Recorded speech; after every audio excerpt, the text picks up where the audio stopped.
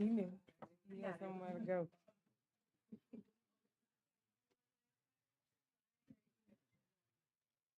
Good morning.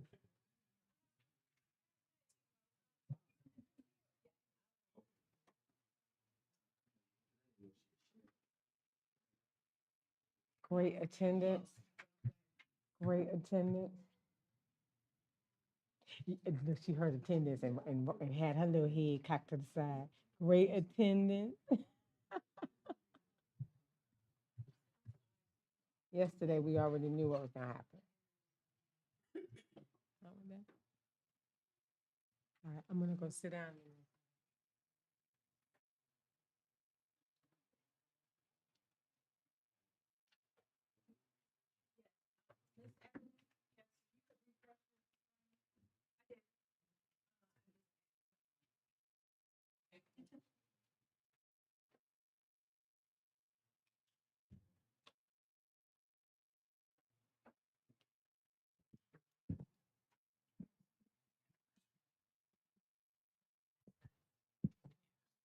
Good morning, everyone. We want to go ahead on and get started.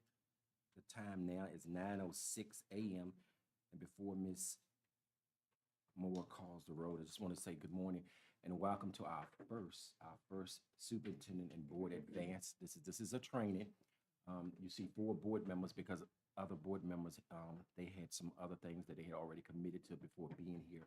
And I know there are others that may have to leave out early. And I know there's some principals also that may have to leave out early because we have a football game at 12 o'clock today. But we are hoping and praying that we may be finished by 12 o'clock. So that's why we moved the agenda around and kind of lumped everything under one number, put everything under the topics. So and the lunch should be here around 11 o'clock, right? Around 11:30. You can stay and eat, or if we're finished, take your lunch and go. But at this time, Ms. Moore, if you would call the roll, please. Good morning. Stephen Pierce, Hal Miles, Here. Kenneth Pritchard, Here. Les Wynn, Joyce Proctor, here, Bernard Lundy, and Adrian Dance. Here. Thank you. Board members, we would need a motion to approve the agenda that is before us. Moved by Ms. Proctor. Is there a second? Mr. Dance. All in favor? Aye. Aye. Opposed? Motion carries. Okay, we'll go to number 2. We'll turn the rest of this portion over to Dr. Sterling and her staff. Thank you.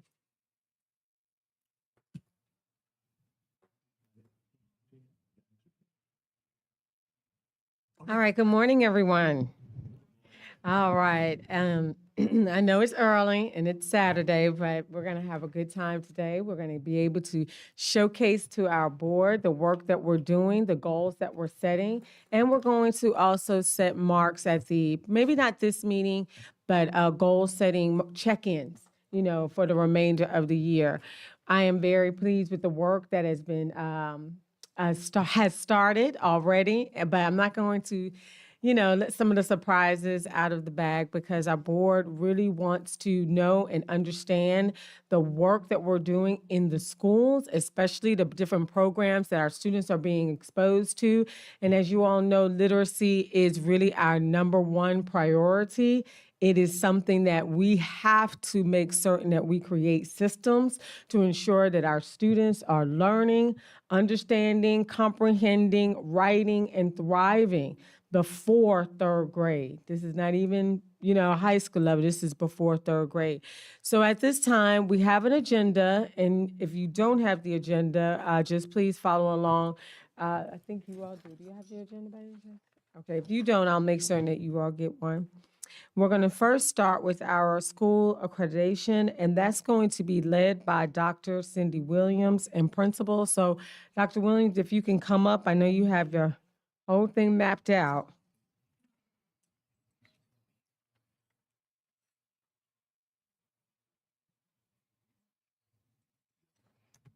All right, thank you.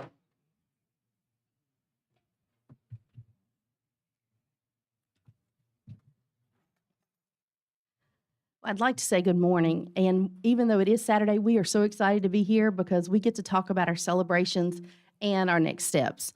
So to kind of put a little fun in the morning, because we are going to be talking about data and programs, we gave you a board retreat bingo card. And these are key words that you're going to hear this morning when we're talking about our instruction. And we would love for you to play with us. You have markers there. And if you get bingo, raise your hand. We have gifts for you.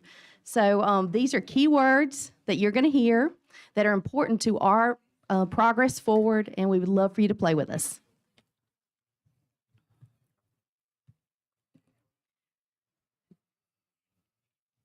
Okay, ready? Next slide. As we begin to talk about our accountability with the Virginia Department of Education, you're going to hear, and we're going to talk about many indicators. These are all the indicators that the state measures us by. We have academic indicators, and as you know, we have chronic absenteeism indicators, graduation, completion index, dropout rates, and our CRI index. For this year, our accreditation status for all of our schools are accredited with conditions. So in the state of Virginia, they just released the final measures and the data. 89% of the schools are in the fully accredited category. We are in the second category, which is accredited with conditions. So when we look at our accreditation, like I said, it's measured on different academic indicators. We wanted to kind of give you some background information. We're measured by levels. So when you see the color green, it means level 1. And for academics, that means we're at or above the state benchmark. For level 2, you can see. Dr. Williams, if we hear something, we put it on the. Yes. Yes. I'm behind. I'm catching up. Yes. Thank you. Look, okay, let's, woo, Bye. let's pause as we reflect. Oh, somebody's going to get bingo soon. Okay. So as we look at our academic indicators, they are leveled, and we have level 1, 2, and 3. So when you see the colors, this is what we're referring to. We're either at the benchmark, we're less than the benchmark, or we are less or equal to the 65%. With chronic absenteeism, we also have level 1, 2, and 3. For this year, all of our schools are in a level 3 zone. But with that being said, this is our starting point. We can't do anything about the past, and we can't really control the future, but we can do something about right now. And I think our community is aware of all the efforts that our schools are putting forth, and our principals are advocating, and we're celebrating every day. So we are putting things in place right now because this is our starting point. We also have our dropout rate, which I know Ms. Fields will be talking about. And we have our GCI, which is our Graduation and Completion Index. And lastly, we have our College and Career and Civic Readiness Index, which this is a celebration. And we've made lots of progress, and I know Ms. Fields is going to highlight it, but this is a level 1. So it's wonderful. As you listen to the principals share,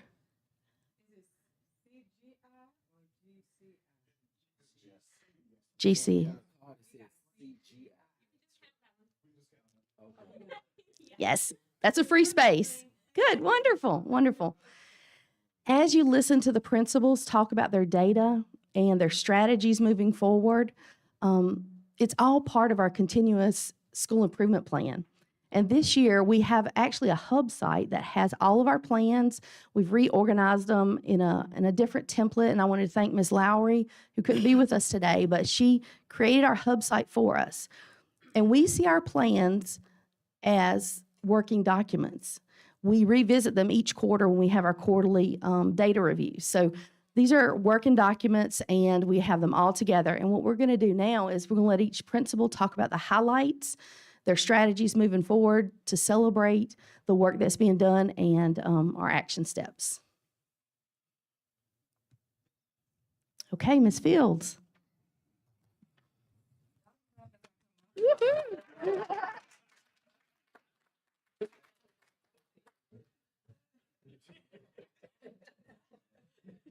It's Saturday, so it's not a board night.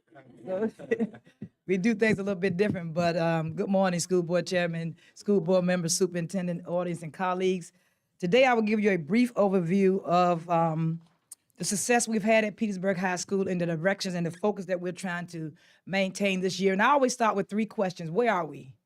Where do we want to be, and how do we get there? Those are the 3 essential questions that are the foundation, because where we want to be is fully accredited. I mean, where we are is accredited with conditions. Where we want to be is fully accredited, and how we get there, we have a CSIP, and we look at data, make changes, go into classrooms, have conversation, coach teachers, and that's some of the things that we do. A quote that I love that I have up there: at the end of the day, we are accountable to ourselves, and our success is a result of what we do. There are no excuses. Everything we've earned at that high school has been hard work. From me, my team, my teachers, everybody in that building, the students, the parents, everybody pouring in and making sure that we maintain that accreditation. Next slide. What you see here is a comparison between 2 years in the various areas. For English, 22-23, it was 68%, and this year it was 84.5.7. For math last year, it was 69%, and then this year it's 75.82. Our science last year was 46%, and this year was 52%. So we kind of decreased a little bit when it came to our science. And then our chronic absenteeism, 22-23 was 52%, and this year was 47%. So we saw a decrease, but we need to see more of a decrease. And I just want to say that even though we're looking at percentages, you really got to look at kids and numbers, because you can have 90% and still be chronically absent. That means that 10%, you need to look at students, because you may have 20 kids in that 10%, and some could have 10 days, 5 days, 2 days. You really got to look at kids day by day and making sure that target number, you don't go over to get that level 1 or level 2. Unless you got 100% of kids coming to school every day, you still could be chronically absent. So I just want to say that, because I think we're doing a marvelous job with getting the percentages. We will want to make sure now we're looking at particular students. Who are the students that are missing 5 days, 8 days, 9 days, that are pushing toward being chronically absent? And of course, our GCI, which is 88%, we made that. Next slide. Part of our GCI is the dropout rate. And so what we do is we look at those students that enter the 9th grade and how many students graduate 4 years later. So we kind of monitor students and see where they are in that 4-year span. So we want to look at and see that have they gone to another school, transferred out of division. So we want to make sure that we look at students all year long, and it's a document on 2 other slides that I will show you that we're going to do to monitor that. So in 22-23, it was 4.2, and so this year it was 7.4. So we lost more students that we could not locate. And that is because you cannot wait to look at students in the 12th grade. You got to look at students 9th, 10th, 11th, and 12th. So we already have a plan in place to monitor each cohort. We do have a GCI meeting that monitors the 12th grade cohort, but now we have meetings to monitor the kids in 9th grade where they are, 10th grade where they are, 11th grade where they are. And then if we have long-term absences on those cohorts, having conversations like, where are they? Have they transferred to another school? Is it coding? Whatever that may be, we make sure that we have those conversations early, because you can find out where they are now in 9th and 10th grade. 12th grade is difficult because they may be 18 and 19, and it's difficult to try to get them to come back in school and finish. Next slide. What you see here is an overview of where we were last year in our gap groups, because you want to look at the overall, the students are mastering, but you want to look at the gap groups to see where kids are really falling in and not being successful, and then find out why and put those interventions in place. So students with disabilities is an area that we struggle with in math and English. And one of the things that I talked to Dr. Manson about, and my team, is that we need to train up those co-teachers on the content. Because if you're in math, you don't know math, but you're pushing in, you got to understand the content. So they're part of our content meetings. They come in so we can make sure that they're in there speaking the same language as the teacher. Because when you go into a class, you should not know who the teacher is when it's co-teaching going on. So we make sure we do that. And of course, science is an area that we went down in, but not to say that it should as an excuse, but over the division, over the state. because it's new standards, science was still a hit for some schools. And then, of course, our chronic absenteeism, where we're monitoring students on a daily basis, doing home visits and all of that. So level 1, we've done very well. Our yellows, we need to work on, and of course, our reds. Next slide. Some of the things that we're planning on doing this year is monitoring the written, taught, and tested curriculum. We have a robust curriculum from Hampton, and so we need to make sure that everything is aligned in that content, making sure that we have the written curriculum, that we go in and do observations, and then we look at that assessment, make sure that's aligned to the standard. We review lesson plans for the alignment in content and cognition with feedback.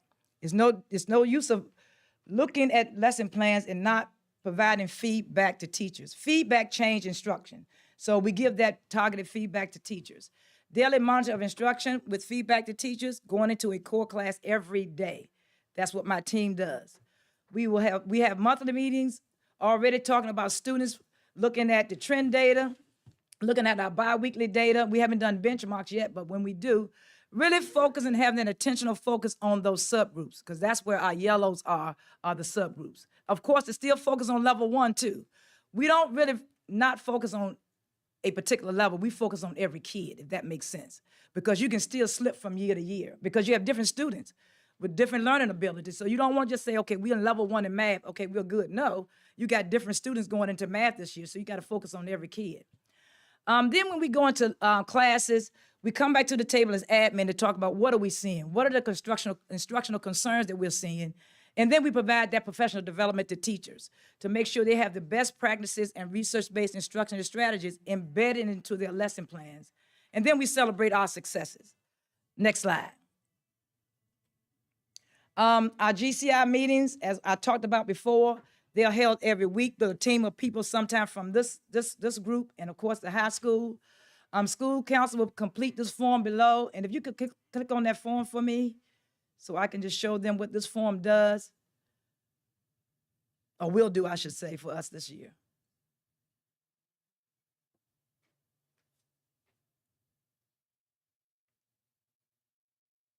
All right, this particular form, it tracks every cohort. So every cohort, when we meet in October, we will know the graduation rate of every cohort if that graduation day was that day we have that meeting. And that's really where you want to see where kids are. Are they on track? How many kids need SOLs? How many kids have transferred out? You want to know that information now so you don't wait until they get to their senior year. The thing is to work smarter and not harder, and this document will help us do that. We don't want to get in 12th grade and you got a senior that needs 4 SOLs.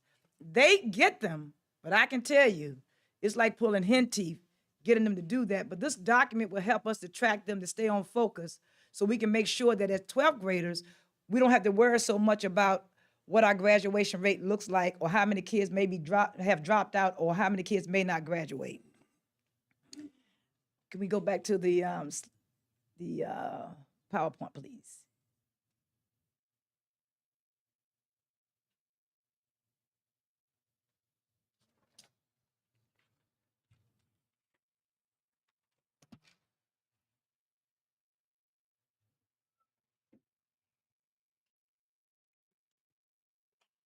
Bless you.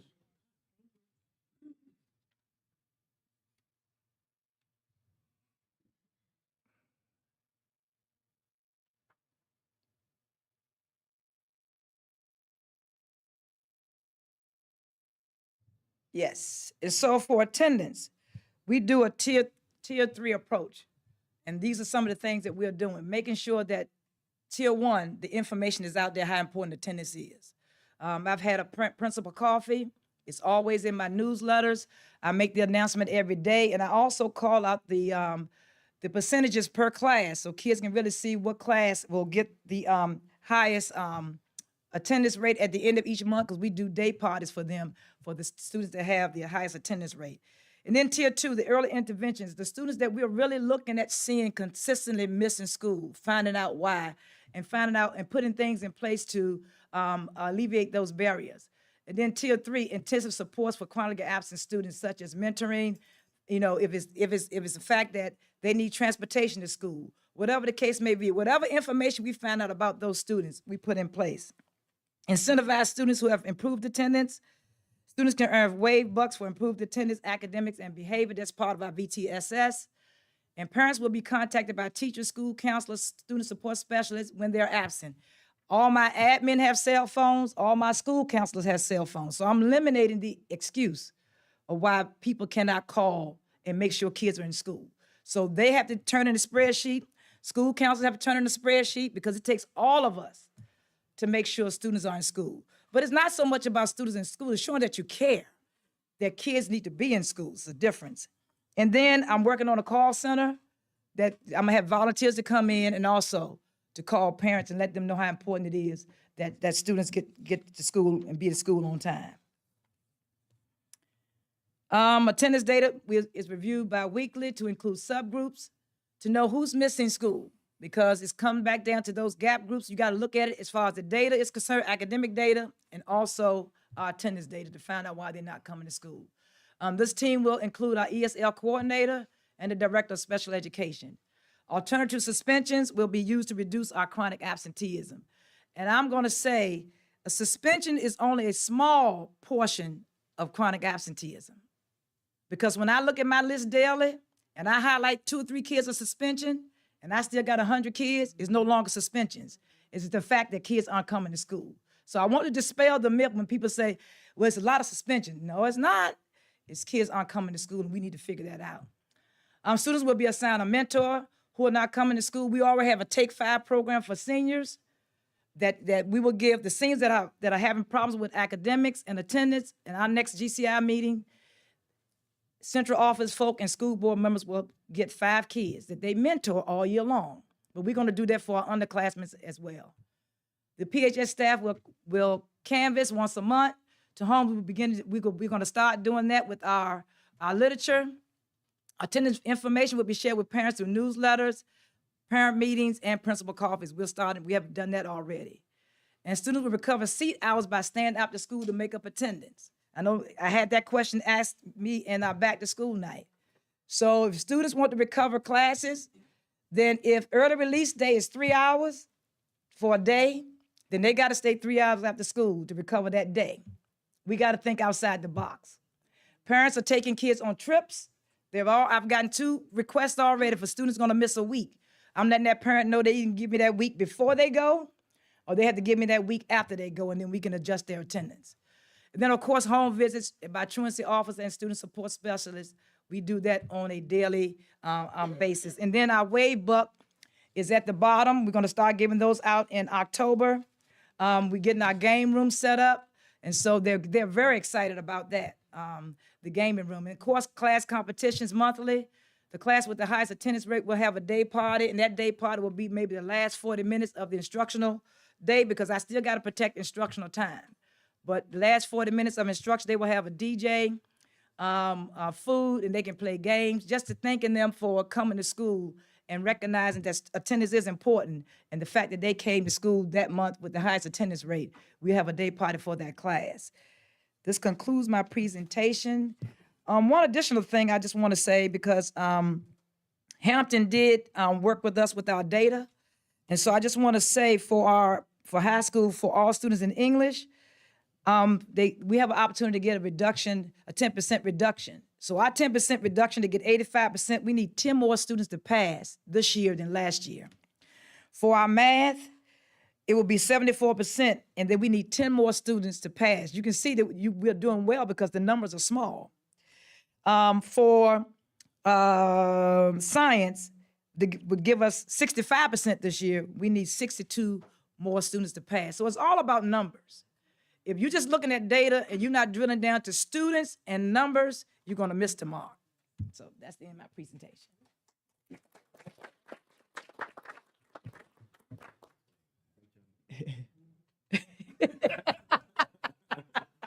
Any questions?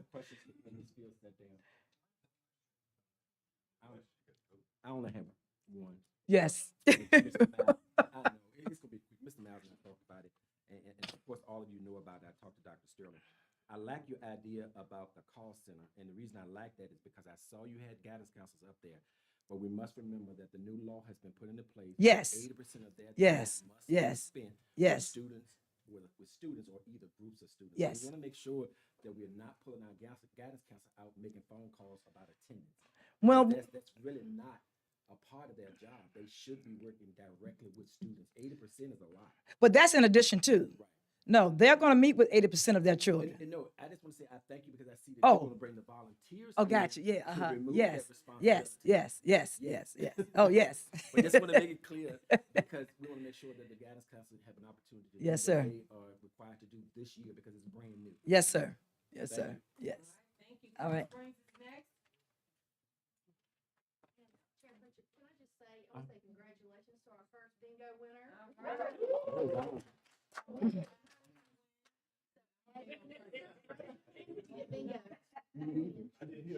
She went that. Usually you're disqualified.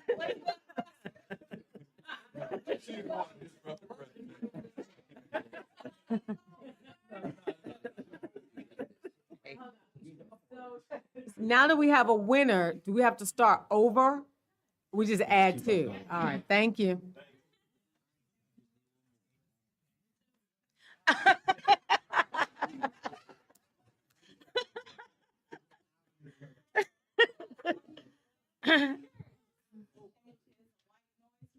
Wow. Do you want it?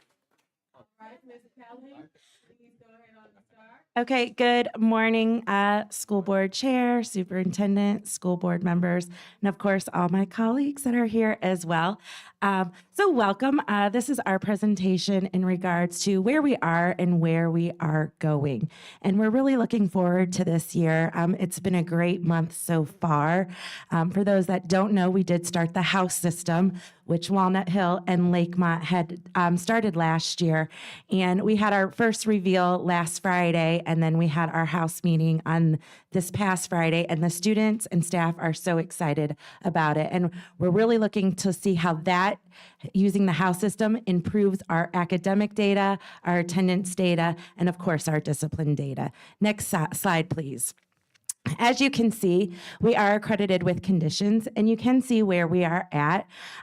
We do have some areas which we do need to work and grow in, which is, of course, the academic achievement for English of all students, and also our students with disabilities. We have improved.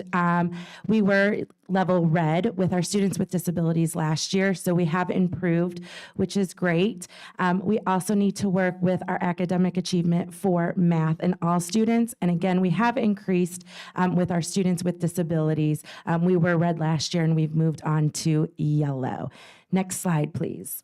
If you look at our data here, we are trending close together. We do know what our next steps need to be, which we are going to go over.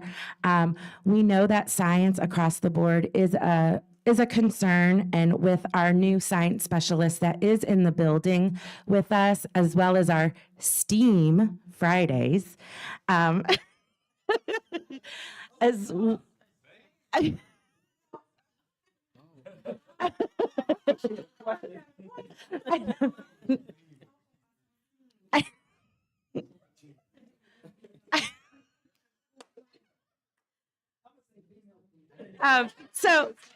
with our STEAM Fridays, as well as our science specialist that is with us, we're really working on the hands-on. The Hampton City curriculum really helps our teachers with that hands-on curriculum as well. There was an article that I had read recently, actually, in regards to how Hampton City did increase their science scores, and it was through all hands-on activities. And so it's great to see how that is connected within the curriculum. So we're looking forward to see how our science does increase this year. Next slide, please. So our academic improvement strategies that we are working on, targeted walkthroughs and feedback to ensure the written, taught, and tested lessons are aligned to state standards. It's not about just doing walkthroughs in general. It's making sure that they're targeted. We really need, as an admin staff, we meet weekly and we talk about, okay, what is it we're going in to look for specifically? And that's not just for admin, it's also for the teachers. We want the teachers to know, okay, this is what we're coming in to look at, so that they know as well, okay, I need to make sure the alignment is there. And we also don't want to play that gotcha game with them. We want to know, okay, this is what we are looking for, an I can statement. We are looking for hands-on, and so that they know. And then as well, every week, we give that feedback overall, that if we were looking for I can statements, this was the percentage of staff that we saw using that. If we were looking for math manipulatives, this was the percentage of staff that we saw using that. Walkthroughs do not mean anything unless feedback is given directly to the teachers. And the goal for the admin staff is we see, between the three of us, our goal is to see every teacher every week to give that feedback, and then also to meet with that teacher. We do give the feedback, turn around within 24 hours. We do conduct weekly data meetings to monitor our progress. Our instructional coach, she helps pull our data for us, and we meet with each grade level and go over not just the summative data, which is the benchmarks or unit tests, but the weekly formative data. How are our students progressing weekly? Because that is telling us, do we need to reteach something?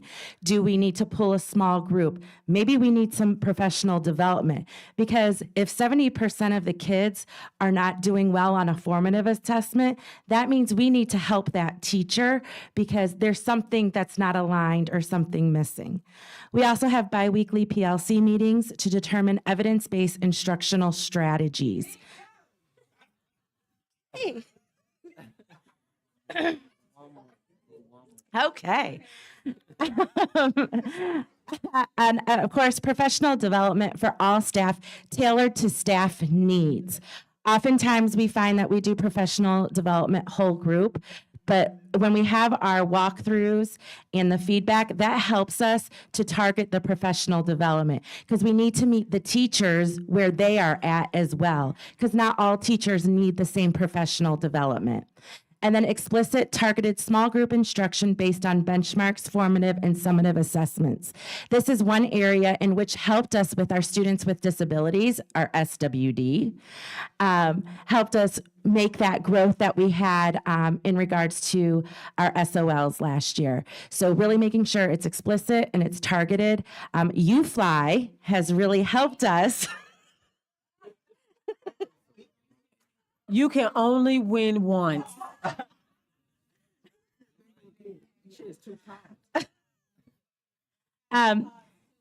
UFly, the purchase of UFly has really helped our staff for that phonics-based instruction to have that explicited targeted small group. Next slide, please. And then our attendance improvement strategies. We have identified 35 students and their families who were chronically absent last year, and we assign them a staff member. So that staff member checks in with that family weekly. In elementary school, it's not just the kids not coming to school. We have to also talk to the parents. So yes, they're checking in with the student, but they're also checking in with the parent and having those conversations with the parents. We are increasing our family involvement with school-wide activities to foster a sense of community. If you come to our arrival and dismissal, I have parents who are assisting with arrival and dismissal, and we've also targeted those parents that are chronically absent, because sometimes I don't like to say the students are chronically absent, because in elementary school, it's not the student's fault. Our parents are chronically absent. And so they are helping us with arrival and dismissal, getting their students there on time. We review our school-wide attendance weekly with our attendance team, but not only do we review it weekly, we are reviewing it daily. At 10:30 every morning, our attendance team pulls the data, and we look at who is absent, and the attendance team starts making phone calls right there. And it's gotten so well that parents are like, as we're calling, they're like, no, we're on our way. We're coming, Miss Kelly. So they know we're calling. We've also have pushed out our attendance daily to our community, which has been wonderful. And again, our parents are really starting to respond to it. And a perfect example is we had a parent who brought her kid in on Thursday. Kid was there on time. She came to pick him up at 9:30 because he had a dental appointment. And I said, oh, I'm so glad that, you brought him. She's like, well, I get your attendance messages every day. So I knew I needed to bring him, pick him up for the attendance, and then bring him back to school. So that constant communication, it is starting to work, which has been great. The families are responding. They know I always talk about attendance at every meeting we have, whether it's a community meeting, whether it's a Title I meeting, whether it's muffins, donuts, and everything else. Yes. So we also are inviting our kindergarten families, targeted first grade families, and those on chronically absent caseloads to the school for attendance sessions monthly. And the reason why we're targeting kindergarten and first grade is because those are the two grades that we always have the lowest attendance. And so we're pulling them in.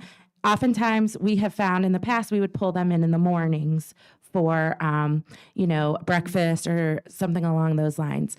But this year we're changing it to an afternoon snack because we find that sometimes it's hard for the parents to get there in the morning, which is why our kids are chronically absent.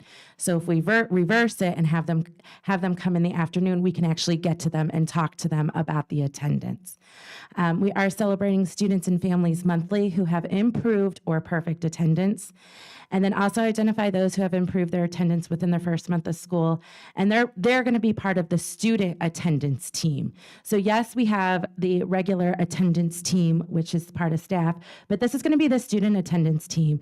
And they're also going to meet with the school attendance team to discuss school-wide initiatives and ways to increase attendance. This is going to allow these students to be the spokespersons for the school and what is it the students want to see, because we can plan everything that we want as the adults and the teachers and the staff, but they're going to be the ones to help us plan the activities, and they're also going to be the ones to be like, hey, come on, we need you to come to school. So we are looking forward to seeing the growth that we have this year.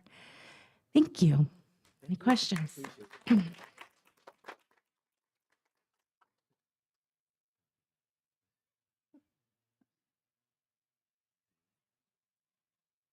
good.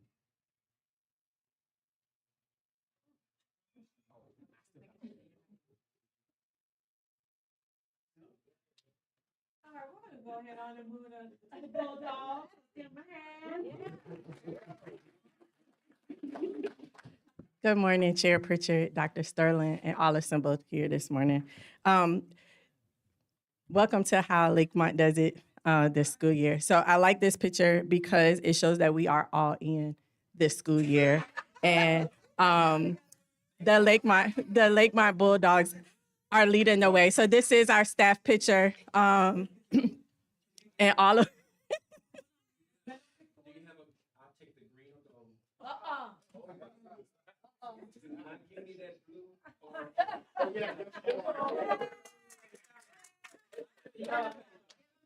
In the back.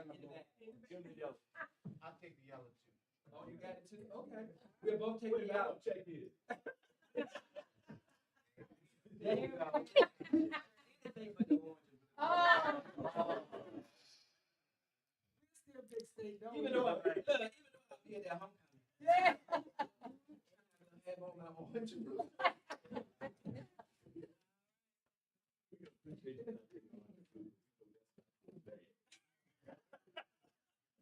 All right, Lakemont. So I felt like this picture represented us this school year. This is our entire staff at the beginning of the school year, and we are ready for the 23-24 and all of the work that entails. Next slide, please. This is, of course, our rates for last year, the last 2 years. As you can see, we did take a dip a little bit in English, a slight dip in math, but as you look at our science, we are very proud of our science. We had an increase from 15 to 43%. And so we know that we are going in the right direction. Our chronic absenteeism took a slight dip, but we have some plans, as you'll see in the next slides coming forward, how to increase all of those. Next slide, please. As we look at this data, of course, when I reviewed this data with our staff, our leadership team, we want to see more green and red. But one of the focus areas that we are going to focus on this year are our students with disabilities. That has been a continuous red, and so we are focusing on them. One of the other focuses this year, we are going to focus on our recovery students. So those are students who did not meet that 400 benchmark, and when they pass this school year, we will get credit for not only this school year, but partially another credit for them passing this year. So we have about 80 of those students in math and reading, and we know if we can at least get half of them to pass, we will get our goals, we will meet our goals. And so, of course, our goals is not to be accredited with conditions. We want to be fully accredited, and that is going to take about 150 students for math and reading and about 30 students in science in order for us to get there. Next slide, please. For our academic improvement, just as Ms. Fields and Ms.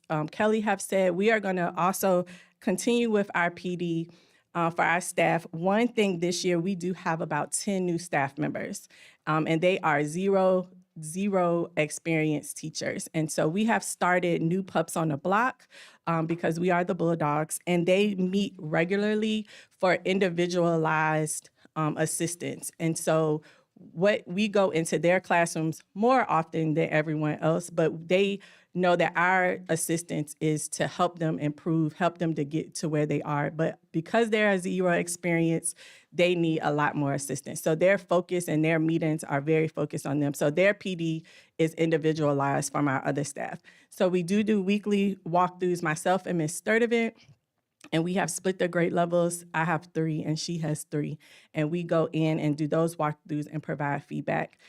As we take benchmarks, we have data that we also track, and we conduct data weekly data meetings. This year, we are going to have data binders for every single student in our building from K through 5. And those binders will follow them as they move up so that data not only tracks for the current grade level, but we can see how that data continues to track throughout their time in elementary school.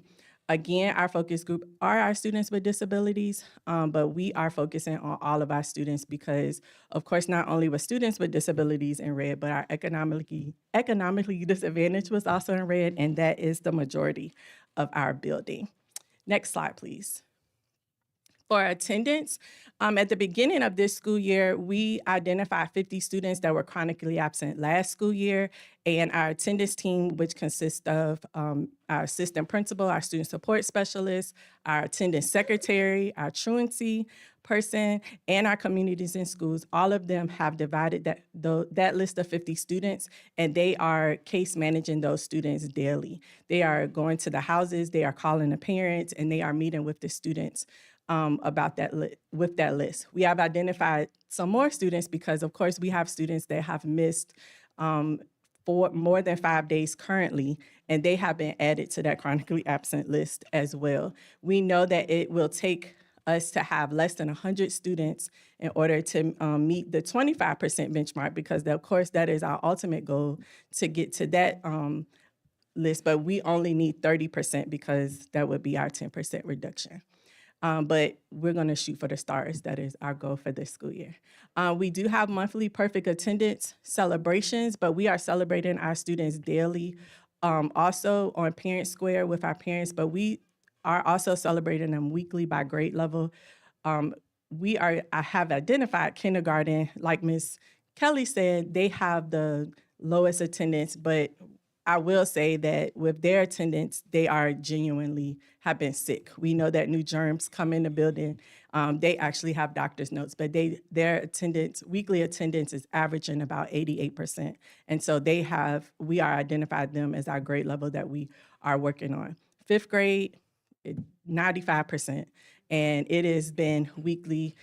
They have the best, have had the best attendance since school year started. So we are trying to figure out how to get them to help the kindergarten. So we're working on that as far as that. We are going to identify attendance ambassadors after the first 9 weeks. So those are our chronically absenteeism students that we identify, and if they have improved their attendance, they will become attendance ambassadors for the school year because they show improvement. So not only will they be the attendance ambassadors, but their parents will also be kind of the VIP parent group because they are the ones that bring them to school. We also have, we have started safety patrols this year and morning announcers, and they have been identified as students that are either tardy or absent to school. And so those students are excited to be there, and so they are coming just to get on safety patrol duty, and they are coming to do the morning announcements. So we're hoping that overall our attendance will start improving based off of that. Of course, we do have celebrations as well. And with our house system, the houses are earning points. We're having perfect attendance, not only for the students, but for the staff. And they are getting those monthly celebrations. And so they are trying their best to be the best house, not only the best grade level, but with the best house. They're trying to get those rewards as well. Any questions? Thank you.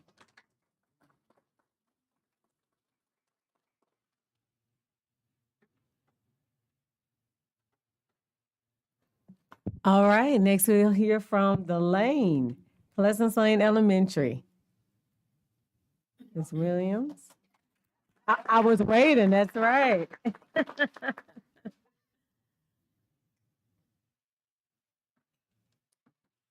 Good morning, school board chair, vice chair, superintendent, and my colleagues. Welcome to Pleasant Lane Elementary School, where we are people who love and lead our elementary scholars. Next slide. So when I came to the school and I looked at the data, I said, even though I was not here, we have to own it. And that's the first thing I told my staff. And I also told my staff that I'm not here to get you, I'm here to grow you. So we're going to look at this data and we're going to talk about how we can move the needle. We know that it's not an overnight process, but we have to celebrate those baby steps to get to our ultimate goal, which is to drop the with conditions and to be fully accredited. So when looking at this, the thing that stood out was our chronic absenteeism. Last school year, we were at 46.05%, which was 257 students. We teamed up with our truancy case manager, our student support specialist, the administrative team, our office associates, my secretary, and we called or attempted to reach every family.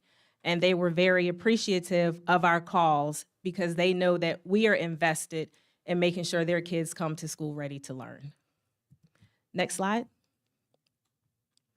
I don't like seeing all this red, so we need to, again, move the needle, but we know that it's not an overnight process. We are very close with math. We are very close with ELA. We need to move the needle in science. One thing that we are doing is partnering with Matoka Elementary. They are level 1 in science. We are going to visit their school next week to do walkthroughs to determine what are they doing to stay in green, because we need to get there. We're also looking at our student groups, focusing on students with disabilities. I have talked to Dr. Manson and Mr. Costello. We're going to do some professional learning on co-teaching, on scaffolding, and how to best support our students with disabilities. Next slide. Some of our academic improvement strategies. We have a Level Up Learning series to build capacity in teachers to support students. Some of the topics are classroom management, again, scaffolding, having a trauma-informed class, blind spots, addressing our biases. You all know that sometimes we as adults can intentionally and unintentionally trigger our students. So we need to address our biases so we can best support our students. Other topics are supporting SWDs and our L students. Our L teacher, Mr. Permel, he is going to train our staff on the use of elevation and how to support our L students. Also, using technology in the classroom. A lot of our students struggle with TEI questions, and so we're going to make sure to get that ball rolling right now. So when it's time to take the SOL test, they will be familiar with the TEI questions. Also with lesson planning, again, co-teaching, and all of this professional learning will be used for the staff to get recertification points. You all know how Jada has her red table talk? Well, at Pleasance Lane, we have our SOL table talk. Table So talk. at the cafeteria, during lunch, we're noticing that our students have a lot of downtime. So we are going to identify those students who need support based on the data from our fall growth assessments.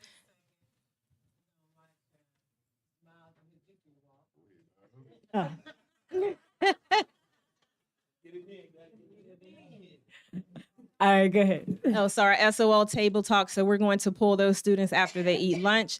And we're just going to talk about some questions that they may see on the SOL to get that practice in right now.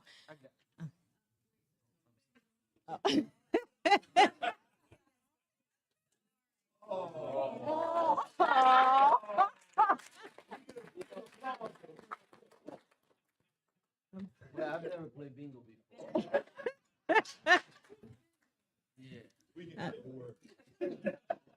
Coffee should be okay. We're going to celebrate our achievements and recognize efforts throughout the year. We have a newly established chartered PTA, and they are really working with us to celebrate achievements. One thing that we're doing this year is positive office referrals, where teachers are filling out every week on students and their success. We go to the classrooms every Friday to read the referral, and the students get a pencil and a prize. And that's worked out very well. Our PLC meetings, we have data sheets that have been given to them to use. We're monitoring progress using HCS assessments. We're also going to talk about data from our VGAs, and that's going to start on October 16th. Provide targeted interventions and support. We are modeling U-Fly lessons, with our staff, because we know that literacy is the big push. We are engaging families and the community. We have our first family night engagement at CC's Pizza on the 17th. All of you all are invited to attend.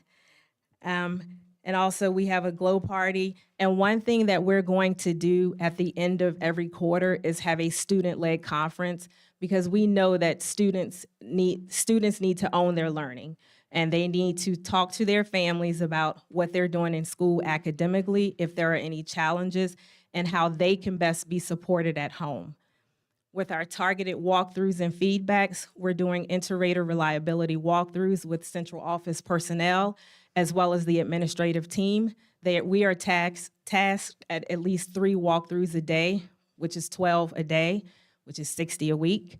So we'll have that data when we're in our PLC meetings to discuss what we're seeing. I did send a survey to our staff based on what do you need, where do you need support? And so that's how we're driving our Level Up Learning series. Next slide. For our attendance, again, we reached out to those 257 chronically absent students last year, and the parents, again, were very supportive, and they were honest with us. It was, again, the vacations, the trips, being sick, and so they said that they would do a better job with getting their students to school. Attendance awareness campaigns during our Connecting with Caregivers events, our truancy officer and our student support specialists emphasize the importance of coming to school every day. I do post our daily attendance on Class Dojo and Parent Square. We are getting our families involved. We want everyone to feel a sense of community at Pleasance Lane. The flyers that we send out, the handouts that we send home, everything is in English and Spanish. Data monitoring, we're looking at data during attendance meetings, as well as PLC meetings to just discuss attendance, identify patterns and any trends that we need to identify and work on, and doing those house visits with our families. Celebrating attendance achievements. We're going to have class competitions, grade level competitions, and school level competitions. I am going to subject myself to getting pied in the face for the highest attendance, because the kids love it. The kids don't like us. some of them say, I don't like you. And I know they don't mean it, but any opportunity to pie an administrator in the face, they're going to take advantage. So they want to come to school. And again, building that positive school climate, we want to make sure when you walk in the building, you are safe, respected, and valued. And another thing that we're doing at Pleasance Lane is culture walkthroughs. When you walk in, what do you notice? What do you wonder? When you're walking into the classrooms, is it safe? Is it welcoming? Do the kids want to be here? Because I really had to look at 46% absenteeism last year and dissect why. And I believe that during that culture walkthrough is going to increase our school attendance. Thank you. Any questions?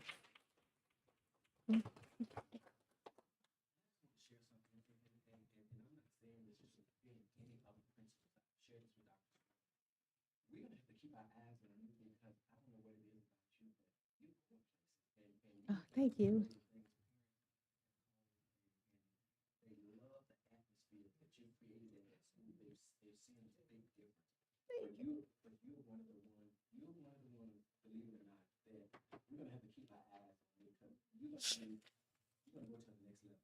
Thank you. Let's give her.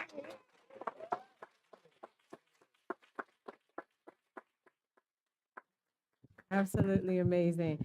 Next, we'll have the team that's willing and ready to do what's best for students. Walnut Hill. All right, I'm going to hashtag the hill. The Hill. The hill. Taking it to the top. Yes, ma'am. All right. All right.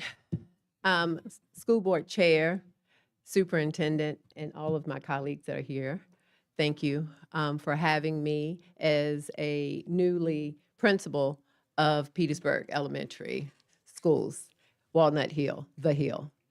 Next slide, please. All right, our indicators are, we've reduced in a couple of areas from the 2022-23 school year. That area is in English as well as right there together. It's only 0.2 for math. And then our chronic absentee actually went up just a little, as well as our science went up just a little by 3 points. Next slide. All right, so the areas of concern, they're all areas of concern for me, even though that we are in the green in some areas. As I said, hashtag the hill, we are going to the top. But I will focus my presentation on students with disabilities. Currently, we have 32 students that are identified as a student with a disability in grades 3 through 5 currently. So that will be our focus in the area of reading and in math. And to help them, we are doing small group remediation with them starting off. We are making sure that we are using manipulatives, and we are making sure the most experienced teachers within our building are working with our exceptional education teachers to make sure that we are having a collaborative approach to instruction.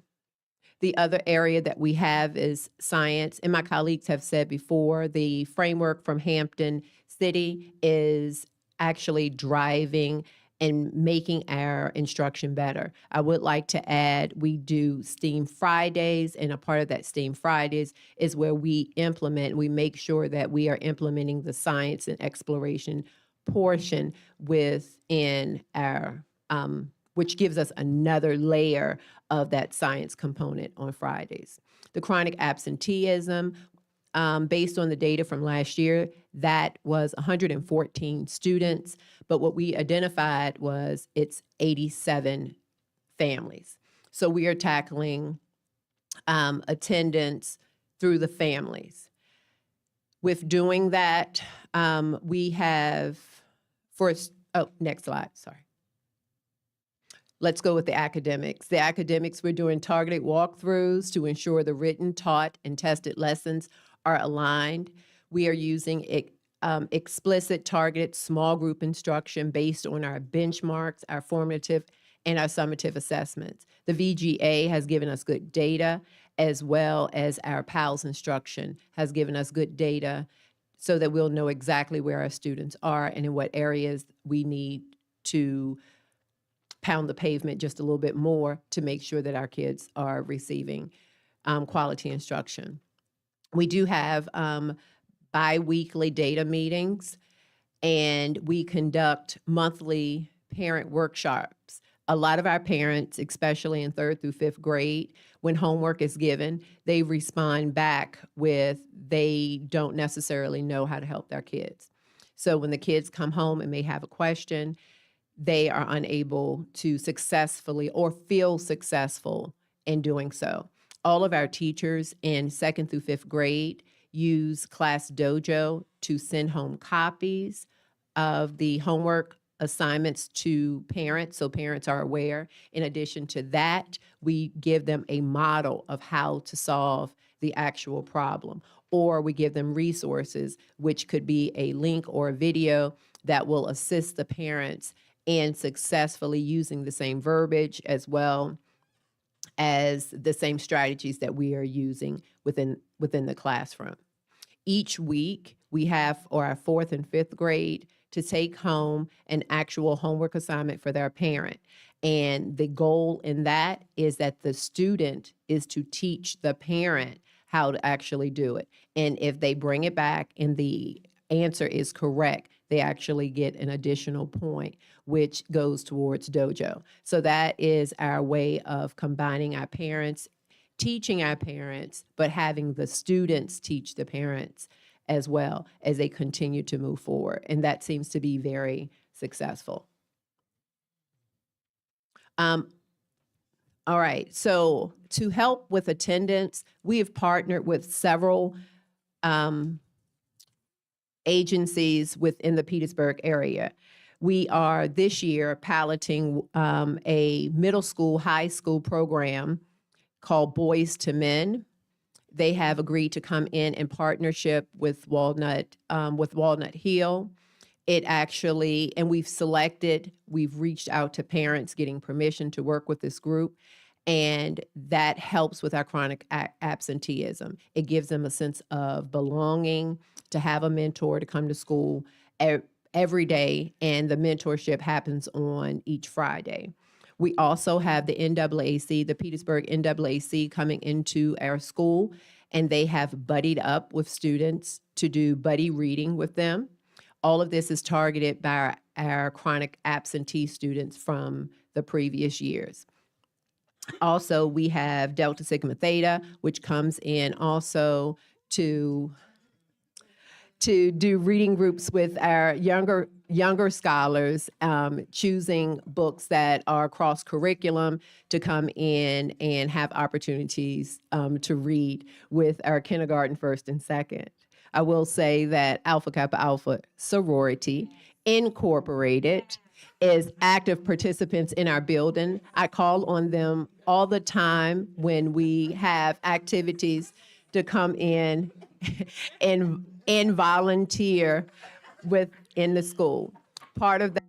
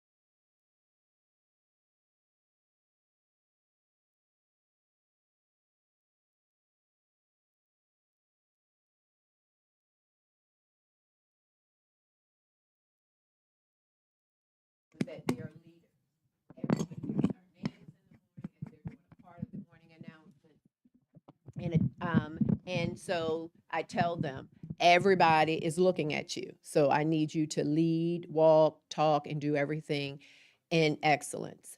This past week, we had, so I'm moving away from that with the attendance, but keeping in mind those same students. And this past week, we changed our morning announcers, and our morning announcers now are reaching the next 10 to 20 students on that actual list. In the chronic absence, we found that it's families. So if I can get our older kids to help mom to get the younger kids, then we have a better chance of having the entire families. Also working with Petersburg Transportation Department for our kids. For the drivers, we have new drivers this year to make sure that they know the names of our kids, and being able to use our students, and when our students aren't there, to have them to encourage our students. We missed you yesterday. We knew you weren't there, and they've been doing a great job of that.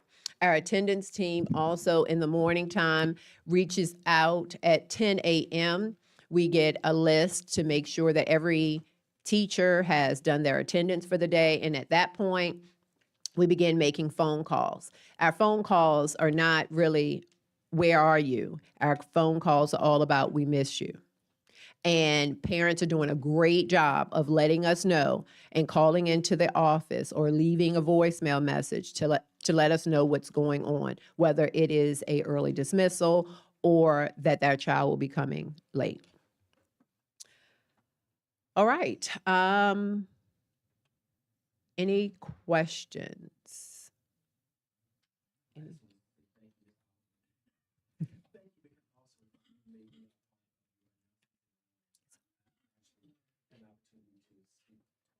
Yes.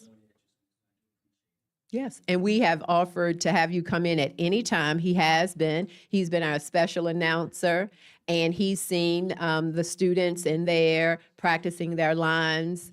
And starting next week, we're going to have our Gazette team to actually start doing recording. So it will be our weekly activities so that the kids will know. So just building. As a new principal, what is most important to me is building relationships. And my entire admin staff has been doing that. We have been building relationships with our parents, with our students, acknowledging where our kids are, and always letting them know that we are doing everything in excellence. So thank you. All right, thank you. Great job. So many wonderful things happening at the school. Next, we'll have Vernon John Middle School, Blanford 6.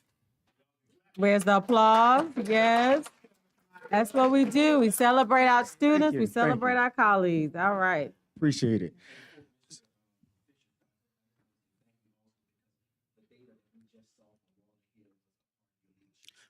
Absolutely. Absolutely. Good morning, school board chair, superintendent, and other school board members. Assemble my outstanding colleagues.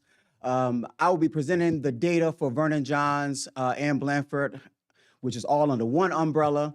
So this year, our focus is the building blocks, A, B, C, D, E. So our A, it stands for academic and attendance. Our B stands for BU. Our C standing for climate and culture. Our D stands for discipline, and our E stands for engagement of all stakeholders. So that's our focus for this entire school year. Next slide.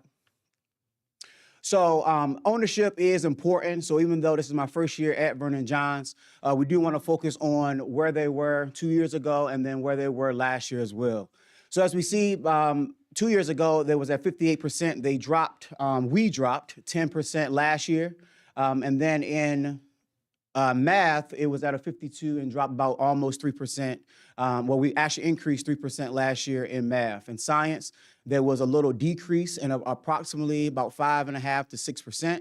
And then our chronic absenteeism actually increased drastically to a 51%, which is something that we will not tolerate. So it's about 450 students who was basically chronically absent out of our 900. So we really think about that number. So every time that we have a conversation with our parents, our stakeholders, our staff, we constantly bring up this number because it's extremely important that they really understand how many students that is when we talk about all of our 900 plus students.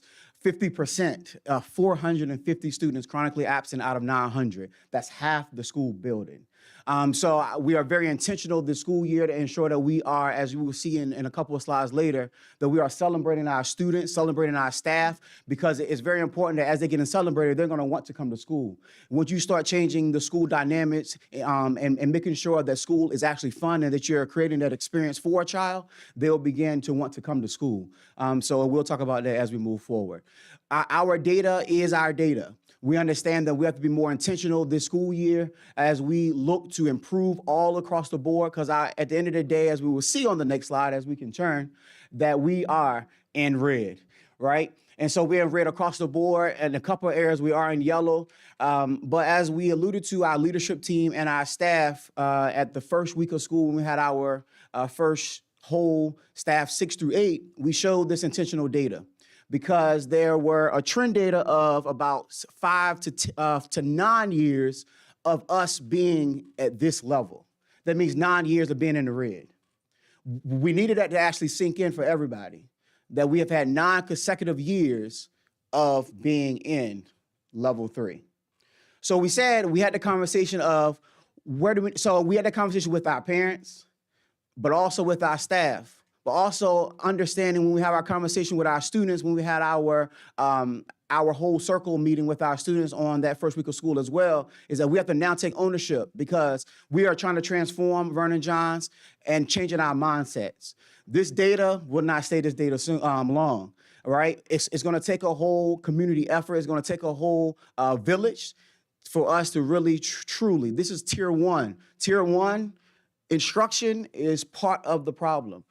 We can't tackle our gap groups when tier 1 instruction is not where it needs to be, right? And so our tier 1 instruction is why we have a lot of red right here for the last 9 years and beyond. That's why our attendance is also part of the problem. And so we are tackling a lot of areas right now, and that's why when we were the leadership team and myself came together and we had to figure out what our focus for the school year was going to be of our ABCDE, we knew that we had to tackle a lot of points, but we're going to get the job done. Next slide. So these are a couple of areas that which we know that academic improvement is definitely important. So we know that right now we have approximately 10 plus new staff members. So we know that professional development is going to be key. Professional development is going to be key for not only our new staff members, but also, even as a veteran, we have to treat everyone as if they don't know. Every staff member, because if you have been in that side of that building for the past 10 plus years and we have still remained in the red, then that's also a problem, right? And so we have to take that approach and also making sure that we are providing that professional development, seeing as we are conducting our walkthroughs every single day, getting inside of the classrooms to actually get a complete understanding of what the needs of the building is. Reaching out to our division instructional team, our building instructional specialists, and also doing our POCs to see what is needed, having those hard conversations, those constructive conversations about making sure that our PDs are intentional and just not having PDs just to have PDs. Because a lot of times when you just have PDs, you're not learning what you need to learn, so we can go and apply it inside of the classroom. So that is exactly what we are doing.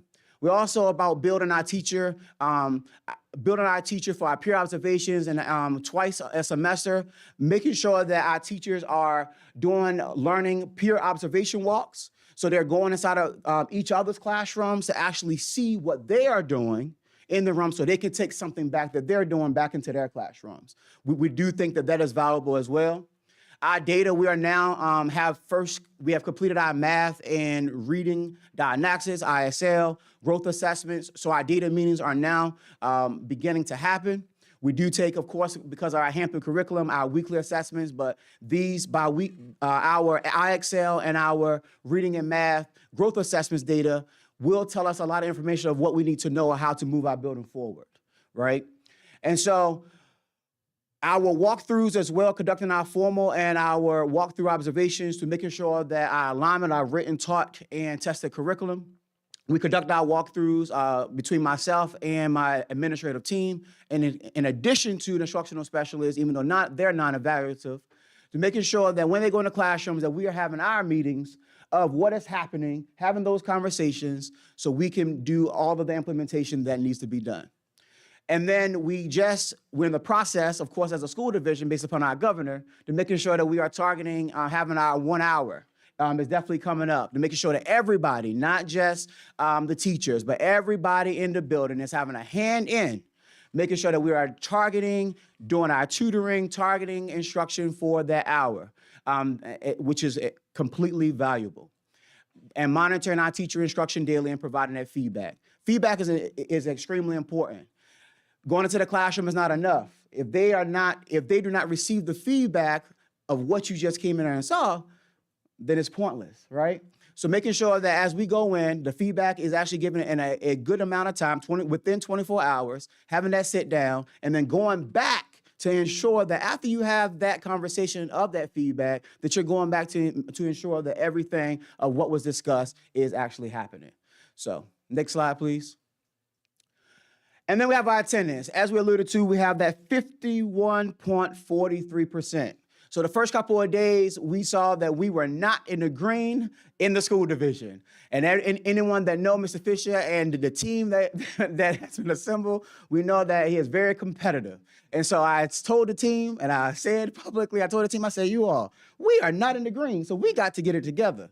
And so we, of course, it was boots on the ground, making sure that we got to make sure that our truancy, school attendance clerk, making sure our assistant principal, dean of students, our family engagement behavior liaison, everybody did their part to get out, go out, knock on doors, making sure those phone calls and making sure that we got our babies in school. And that's why we turned that green. We had our highest percentage the other day of 94%. That deserves a clap. Y'all can clap. There we go. Of 94% the other day. Of our highest attendance, which we was extremely proud of. We made sure that all the students were well aware of our overall attendance between 6 through 8, because there's been a consistency of 90%. That flip of 51% has to flip, because that 450 students, as Ms. Fields said, even if you have that 90%, we have to dig deep into the numbers, because that 10% is still within our building, 90 students out of our 900 who are still not coming to school on a consistent basis. So we have to dig deep to see where they're at every single day. Even if both buildings between 6 to 8 have 90%, that's still 90 students who are not coming to school. And if that is a consistency across every day, then that becomes 3, 5, truancy of 7, and that becomes a problem. And we do not want that to become a consistent basis. So we did change our significant period from first to third block this year, which was extremely huge of our reporting to the state. It used to be first block, and now we have changed it to our third block. Third block is where we know that majority of our students will be in the building. So that is a huge change that we made this school year. And our attendance data review is conducted weekly during our attendance meetings through our team, which meets weekly. And we have now started for the last 2 weeks. We do have a raffle, so approximately every week on Fridays, between 6 and 8 on Fridays, on Mondays, I apologize. On Mondays, we pull out of our hat of every student who have attended school for that week a perfect attendance. And we have a partnership now with Slikes in Petersburg, thanks to Ms. Cavalis, our truancy officer.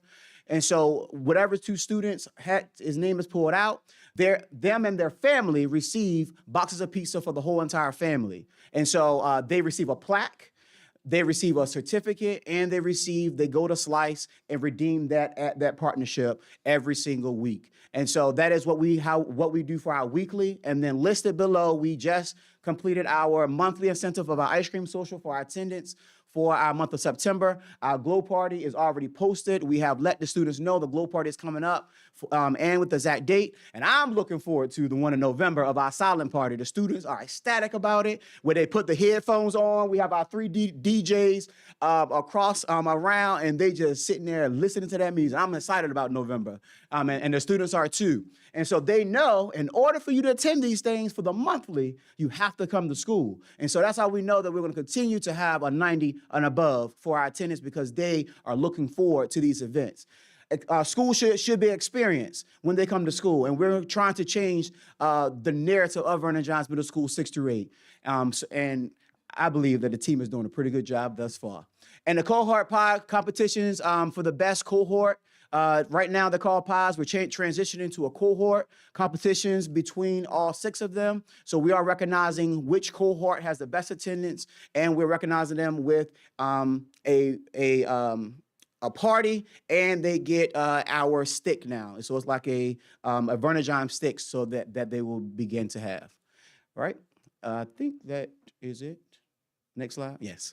Are there any questions? And so, oh, right.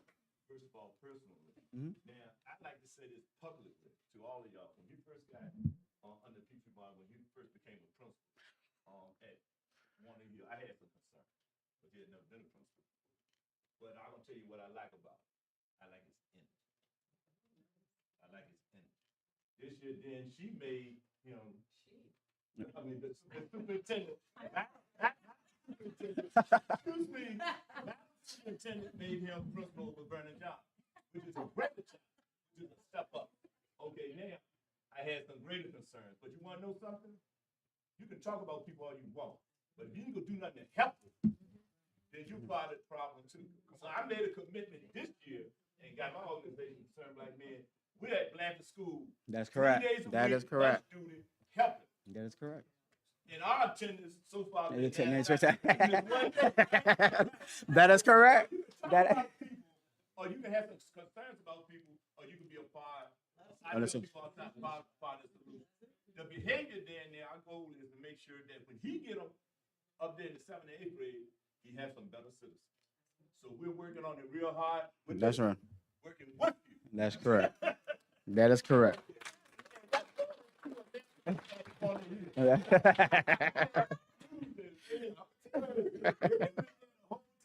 not just standing around. Right. We're helping. We're the cafeteria, clean the table, Yes. get to know the students. That's correct. Talking about behavior. Yes. Because That's what Trojans. yes. So there are four organizations right now between Concerned Black Men, Boys to Men, Pretty Purpose, and Hebron. So we do have 4 organizations of mentorship that is within Vernon John 638 umbrella right now. So that's Concerned Black Men, Hebron, Pretty Purpose, and Boys to Men. And we're looking forward to getting a lot more mentorships to continue to making sure that we are supporting our students, so we can flip all of these academic and attendance and our discipline as well. So thank you all. Thank you. Thank you. Miss Fields, you're not gonna help me. What did I do at Petersburg? Don't help him. Don't help him. Don't help him. No, he don't need no help. That head. That head.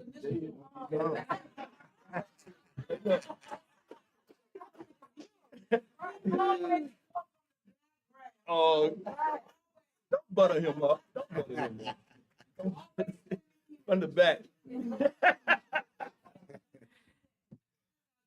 I love it. That's right. That's right. Right.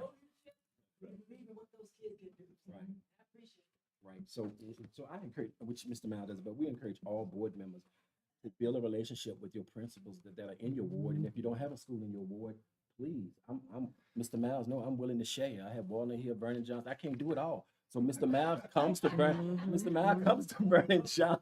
Blanford. Blanford. Yeah. Yeah. Hey, Blanford and Vernon Johns. Well, I got you. I got you. I got you. Thank you all. I mean, you all did a great job. One thing I will say also, I know you're doing it. I've seen it a lot in yours, but need to see more of it because I'm that type of person. PTA. Please get your PTA involved. That's how you get your parents involved. That's how I started out. You see leadership skills in your parents, and you put that PTA in your school, and you're going to find out that they're going to help you. They're going to help advocate for you also when it comes to funding. they're gonna help advocate when it comes to the budget. You got parents, and when we need them to get on us when we have our budget presentation. Parents need to come and tell us what they need to see in their schools. We listen to parents. Know why? Because they're the ones who vote for us. They vote us in and they vote us out. So the parents hold us accountable. And Mr. Fisher, I was there Thursday night at Blanford Hall. Not gonna let it go. No, let it go. I was there. Mr. Chair. Mr. Dance. Tell me where you were, Dan. I see where we're going. I'd just like to say that everybody presented very well, and you laid it out where we are, so we know where we are, so we know how to get to where we need to go. So everybody has a plan, and that's good. All we need to do is just make this plan work. But great presentation, everybody. Good roadmap. So we're gonna get there together. And I don't know whether well, I'm pretty sure she's shared it with you all, but the board put goals out. And this year, I hope she shared it. This year, it was our goal, this coming school year right now, it's our goal that over half of our schools will be accredited. So we're holding our superintendent accountable for that. We asked her, did she feel as though when she came, was it going to be too much? And she told us no. So we're looking, we need you all to support her to make sure that we get there. Everyone that's here and individuals who could not be here. We want to make sure that you do support the leader to make sure that we get where we need to be, because we know Petersburg is under the microscope when it comes to the governor's office, when it comes to the Department of Education. We've been under the microscope for so long, and we want to get them out of our business. And the only way we can do that, like Mr. Vance, Mr. Miles, Ms. Proctor, we all say, is continue to do the hard work that you're doing. And we appreciate all of you for all that you're doing. Thank you. All right. All right, at this time, before we move on, let's take a 5-minute, really a 5-minute stretch your legs and come on back, and we'll start with our continue our instructional roles.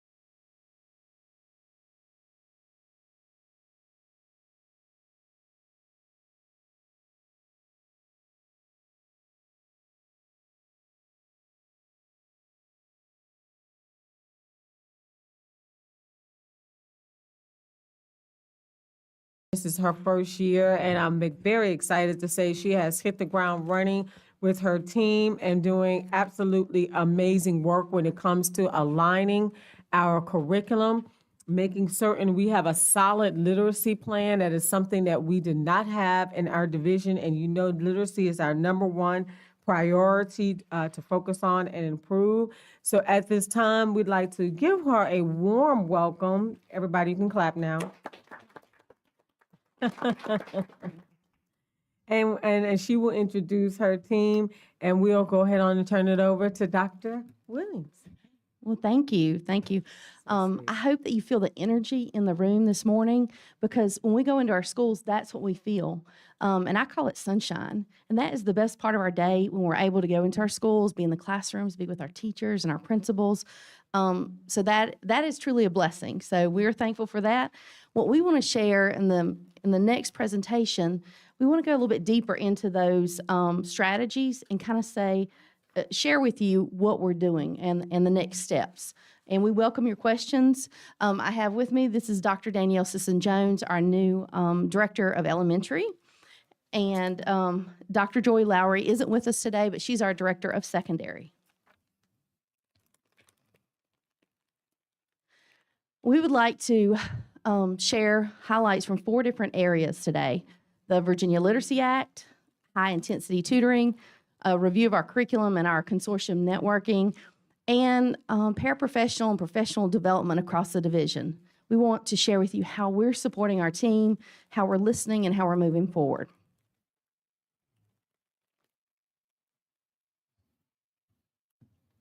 All right, so we all know literacy is our big topic, and what's wonderful is that it's a big topic in Virginia. So I'm sure you all have heard of the Virginia Literacy Act that is coming to Virginia next school year, fall of 2024. That implementation at first will be in grades K through 3 next school year. So there's a couple of different things that go along with Virginia Literacy Act that we have to kind of be prepared to do and implement. So those main areas are curriculum, staffing, professional development, and family engagement. And I'm going to tell you what we have to do for each of those areas and then what we're already doing, because we've gotten a head start in this work.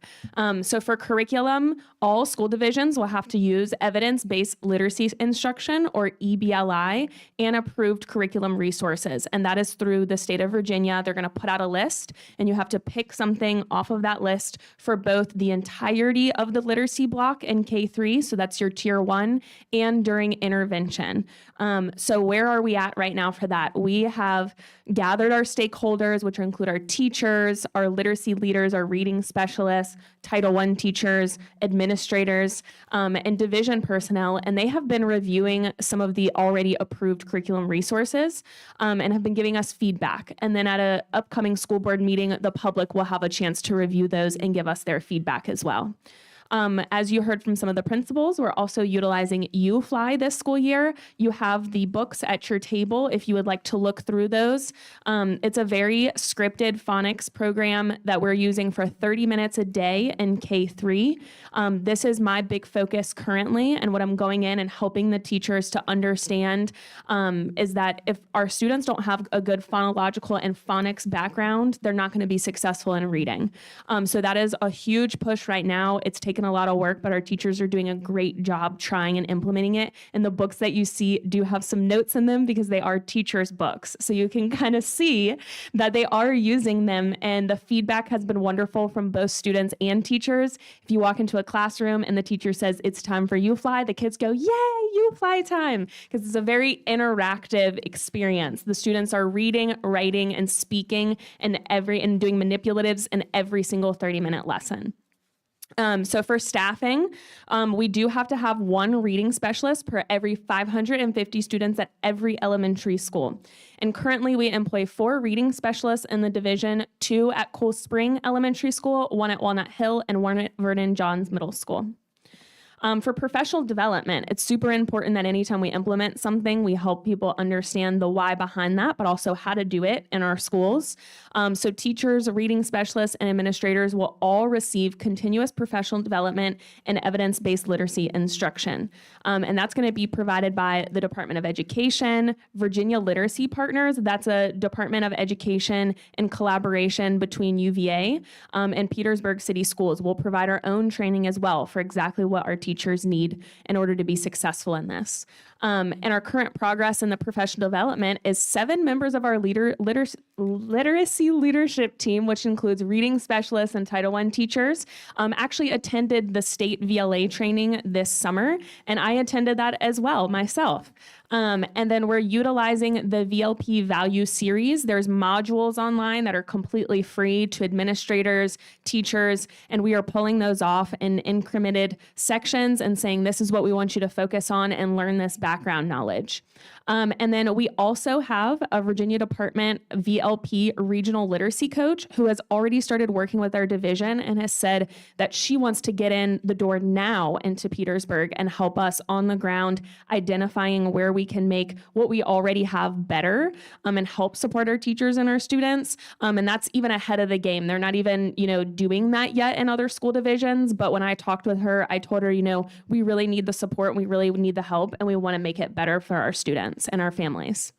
And then family engagement, it's actually written into law in the Virginia Literacy Act that all school divisions will develop resources for families so that they can help their students in literacy achievement at home, because it takes more than just us in the school. It's a whole community effort and it's a family effort as well. So what we're doing is we're developing a digital resource hub that's very similar to the one that you saw earlier for the school improvement plans, where parents can go in and they can click on a grade band and they can see instructional videos that they can work on with their kids at home. And then, of course, you guys know we always have family literacy nights, and we're always looking for opportunities to make those better and to provide our families with resources and information about the Virginia Literacy Act, because with this, it's going to change a lot of how we instruct students. We're not doing like balanced literacy anymore, and I know a lot of parents are familiar with that and will be wondering why their kids are coming home and they're not on a level J anymore. Instead, we're now looking at what are the components of literacy that they need to know. It's all science-based. So I personally think it's very important for our family to know the why of what we're doing so they have a stake in this too. Next slide. And then one final component of this that you also have at your tables is from the division level, we will have to have in place next year a division literacy plan, which overviews kind of all of the information that the Virginia Literacy Act asks us to have. And then as well as like, what are we doing in our school division to help increase literacy achievement in K-3? But we have actually already created a draft plan for you to look at. All of our stakeholders internally have already looked and given feedback on this. So you guys are kind of like the next step. And please give us feedback and let us know how you like it and how you think that we can improve upon it. And the goal here is to create a cohesive plan for K through 12 eventually. And right now we would love your feedback, maybe today, maybe afterwards. But the goal is to improve upon what already great things that we're doing in Petersburg and make literacy achievement possible for every student in this division.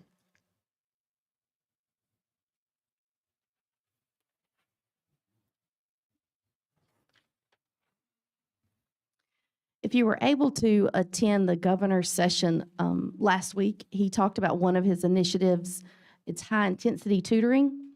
So he announced this in September, and they gave us a start date of October 16th, which actually we were already working on this. And it's really important for us to be proactive for our teachers, our families, our students. But when the initiative came out, they provide us a playbook. And in the playbook, they have recommendations, guidelines, and best practices. But when we think about the high-intensity tutoring, we think about what? What is it? And you've probably heard the words all in. And, that is part of our passion because we want everybody all in. We want our central office in. We want everybody in the school. We take ownership of our students and helping them move forward. But Virginia's high-intensity academic tutoring is a research-based approach to accelerating at-risk students to grade level. The focus is different than remediation. The focus is We're working on grade level. We want to accelerate. We want to make sure that our students are at or above grade level. So that's the what. When you think of the why are we doing this? We know that research on this tutoring shows that on average, the high-intensity academic tutoring increased student achievement by 3 to 15 months of learning. We know that we have issues coming out of COVID, and we need to accelerate our learning. So it's research-based. There are basically 7 game plan components that we wanted to highlight. And just as Dr. Siston Jones talked about the implementation parts, we also want to tell you about or share with you our current progress. And if you have ideas, we appreciate your ideas and your feedback. And before we started into this process, we actually pulled together our directors.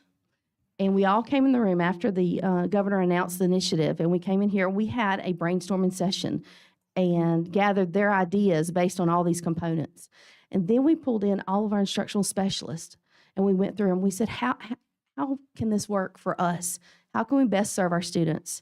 And then we pulled in all of our principals, and we said, let's brainstorm through this. What is our best first step? So I'll share these parts with you. So first, in the plan, we have to identify our students. So which students qualify for high-intensity tutoring? According to the state guidelines, there are 2 categories. One is at risk, which is, according to the spring SOLs, any child that made less than a 400, which is they failed their SOL test. If they made between a 400 and a 450, they're considered low proficient. So any student in those 2 categories qualify for high-intensity tutoring. So we pulled all of our data, we analyzed our list, and that's about 96% of our students. And we're talking about students in grades 3 through 8. So we also are looking at PAL scores and diagnostics and upcoming benchmarks. All of these data points help us to form our lists to support our students. The next component is the staffing. They really recommend a 1-to-3, 1-to-5 ratio, but no more than 1 teacher for 10 students. And when we think about staffing, we know that we are in the midst of a teacher shortage, that we have classrooms that have long-term subs and paras, and we continue to recruit. And our HR department is doing a wonderful job trying to recruit teachers for our classrooms. This is additional staffing for tutoring. So how do we get there? What are our options? So we are evaluating our current programs in grades 3 through 8. And part of that is a new tutoring program sponsored by the Urban League. It's called LEAP, and that stands for Leading with Education, Equity, and Access Program.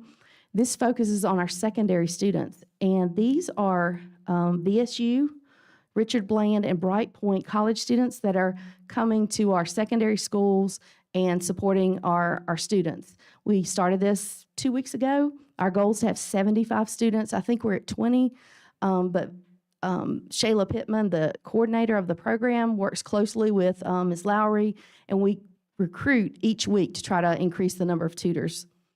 We also are working on a program with Petersburg High School. We call them Hero Tutors.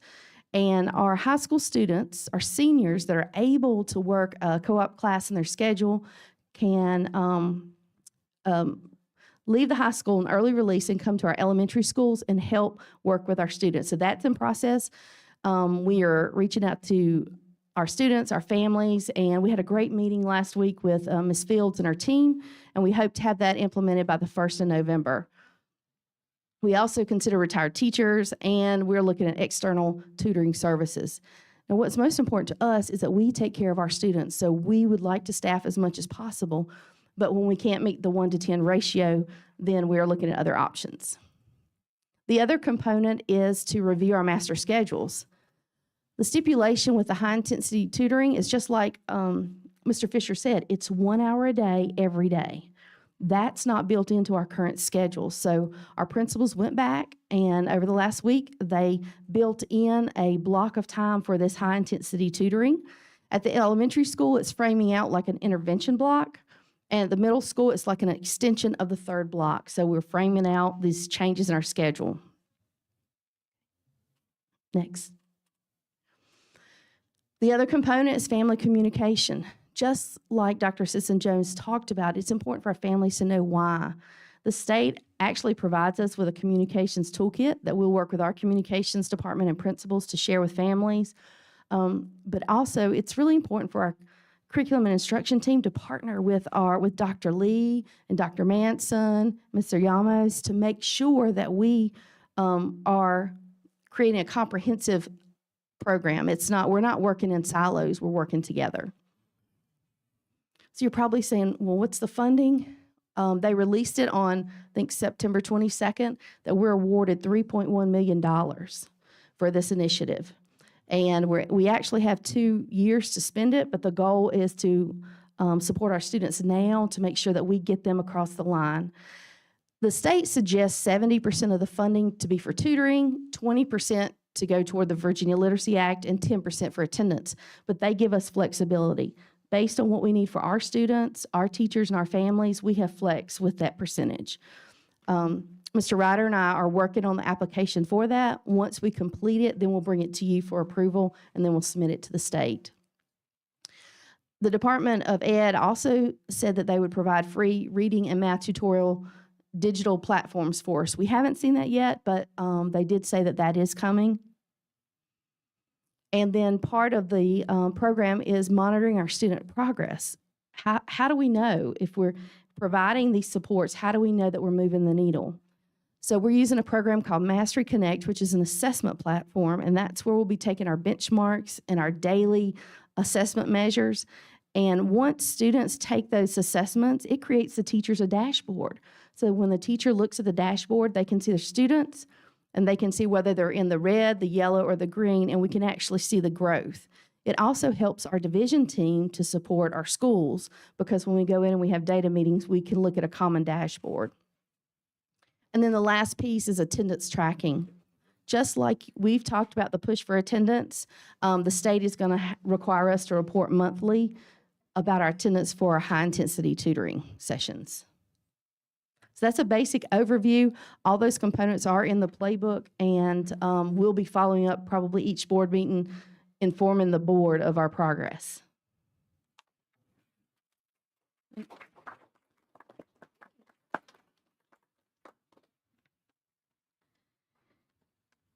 Okay, we want to jump into the next topic. It is the curriculum and consortium networking. You've heard a lot of our administrators talk about the Hampton City curriculum. I will say that this is a process that was started last year, and our team had reviewed it. And then in the summer, the principal said, we really need a tightly aligned curriculum. We want to make sure that we have the pacing documents, that teachers have what they need, but also our long-term subs and our paras that are in the classrooms, we need this support. So we had a meeting with the Hampton City team, and we've partnered with that division. And you can see there are other divisions that have also partnered. And what's wonderful about working with a team, our Petersburg team, but also reaching out across the state, is that we get better when we work together. So our teachers and our specialists are curriculum writers for Hampton, and then we also get benefits from the curriculum writers and all of these other divisions. So we're kind of growing together across the state. It's a very powerful and robust curriculum framework, and I'm going to turn it over to Dr. Sisson-Jones and let her share more about that. All right, so when teachers log in, we all know, we've heard teachers complain about, spending their nights and weekends lesson planning. So one fabulous thing about this is an elementary sample of what our pacing guide looks like. One really cool thing in this partnership with Hampton is they actually have taken our pacing. This is our school calendar. They do not have the same school calendar as us, but they actually took all of their units and put it on this spreadsheet for all of our teachers. So all of our teachers have to do is go in, and as you see for ELA, math, science, and social studies at the elementary level, they go to the week and they click on the unit, and then it opens up a page that looks sort of like this. And this page is the actual unit plan. So on the unit plan, a lot of the work and lesson planning is already done for the teachers, and it kind of takes the guesswork and a lot of that, hard work over the weekends out for them. So one of the amazing things about this is it is tightly aligned to the Virginia SOLs because it is all Virginia schools working together to write this curriculum. And then all of the units are outlined in every single subject. We have this K-12 for every subject. And they're all outlined the same way. They have stage 1, which is the big ideas, the intended learning outcomes. What is the objective of this lesson? What's the essential question? What do we want students to be able to understand after we're done with this unit? And then stage 2 goes into the assessments. All of the Hampton City units are planned using Understanding by Design framework, which is where you start with the end and work backwards. So all of our teachers have had training in Understanding by Design and knowing that they need to look at the end goal. What is the assessment going to ask my student to be able to do? And then I'm going to move backwards from there. So it comes with all of the assessments, formative and summative. And like Dr. Williams said, they'll be able to see big picture those on a dashboard in Mastery Connect as to how well their students are doing on those. Then they move into stage 3, which is the actual learning experiences and the essential vocabulary. So those are the actual activities, the lessons that are going to take place to make sure students get to that mastery during the assessment portion. And then stage 4, it actually has differentiation for them, how they can make sure that they're targeting all learners and meeting the needs of all learners in both intervention, so helping support our students who may be a little bit behind and to help fill in those gaps for them, but also enriching students and pushing the students forward who may have already mastered that topic. And like I said, we have this for every content area, K-12 for our teachers. Thank that. Need a clap on that. That deserves a round of applause. Thank you. You're welcome. Another thing that we have in this partnership with Hampton City is actually a data student achievement game plan, which some of the principals had alluded to. So it's another hub, as you would. It's a Google site that our teachers, administrators, central office personnel can log on to, and it has all of our data in there already done for us for every benchmark that our students will take. And it has all of the R10 targets for our principals done for them. So it also takes a lot of the lift off of our central office personnel and off of our teachers and off of our principals, because all this information is there for them and we can continuously monitor it as a team. Just to share, if you can, will you go back to the slide here? You heard the principals talk about their weekly data meetings, then bi-weekly meetings, and then we talk about quarterly. And we meet with Hampton City quarterly. There's lots of layers because the goal is to be very strategic and not to miss something. So between all of these sources, we have conversations to make sure that we're looking at every child. That's the goal, is to make sure that we reach every child. The second consortium that we've joined is called the Comprehensive Instruction Program, and it's called CIP. And this is a consortium that right now encompasses 58 school divisions across the state of Virginia. And you probably are like, why are we doing Hampton? Why are we doing this? We get value from both. Hampton has the robust curriculum and the data management. The CIP consortium, what that does is that pulls us together across the state in PLCs. Now, we have PLCs in our schools, but for example, last week I sat with our elementary principals and we were on this consortium and we were part of a PLC for 30 minutes and there were like 68 elementary principals, and they were talking about how are we working through the Virginia Literacy Act? How are we going to do this tutoring? What are you struggling with? How do we get kids to school? So it is a statewide effort to make sure we're connecting our team with other divisions, because like I said before, I feel like we're better when we work together and we have a comprehensive program. This consortium also offers instructional resources. When I talked to Dr. Matt Hurt, who is over this, he's organized this and oversees all the school divisions, I said, Matt, how many teachers right now are working on curriculum in this consortium? He said, right now we have 1,500 teachers that are building lesson plans, that are building units, that are building assessments to help other teachers. So it's grounded in the work, and the work in the classroom. Next slide. This is a picture of our team. When Matt came to visit us this summer, we were having a data dive session. And you can see we had our principals, we had our APs, we had all of our directors. We're all in the library at Lakemont.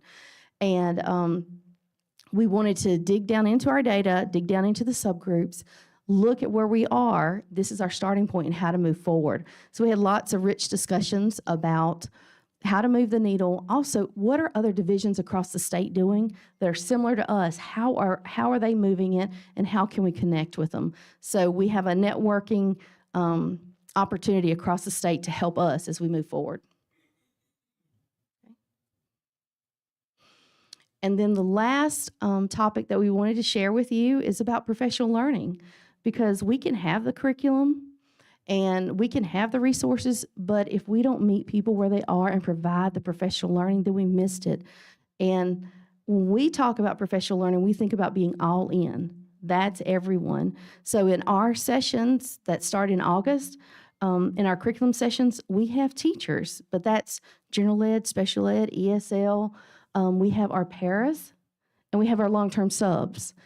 Anyone that supports kids in the instructional setting are in the training sessions together. We actually got permission for our paras and long-term subs that were covering our classrooms to start with our new teachers. So they started a week early. So they were able to go through training with our new teachers, and then when our returning teachers came back, we went through the training again. With our professional learning, it's very cyclical.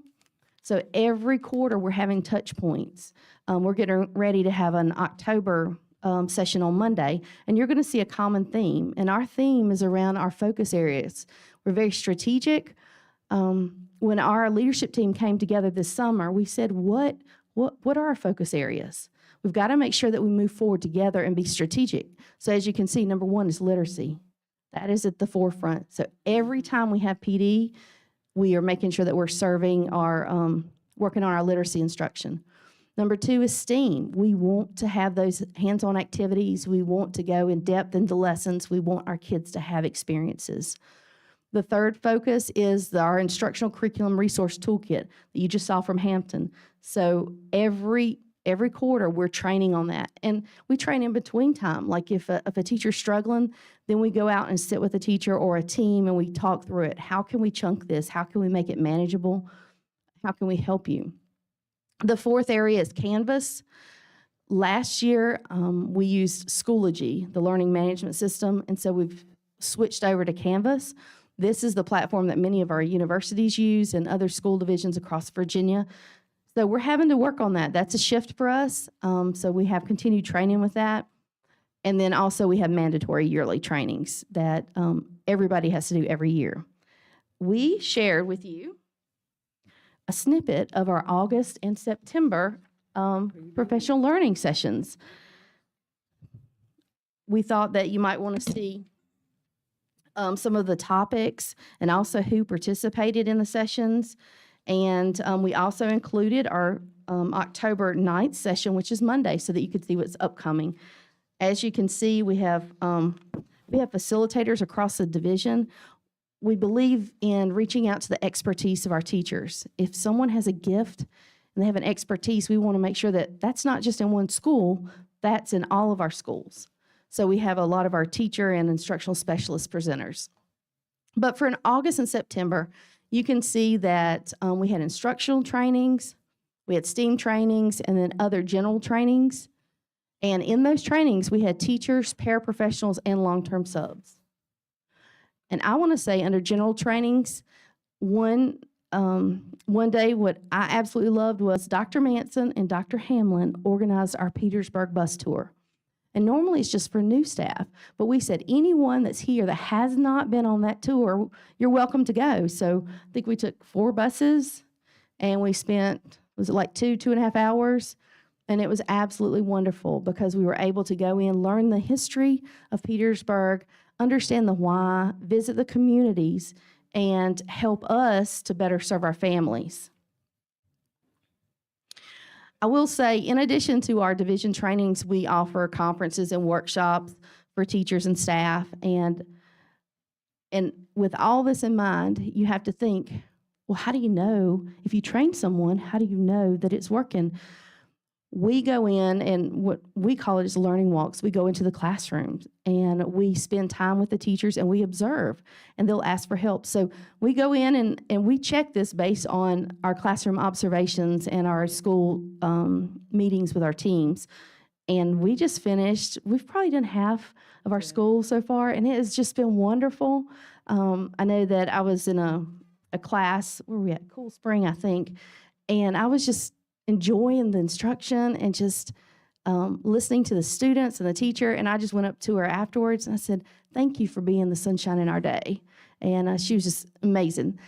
So we go into classrooms, and where we see we have areas of like deficits or areas we need to work on, then we pair up with the principal and the grade level team or the department to help.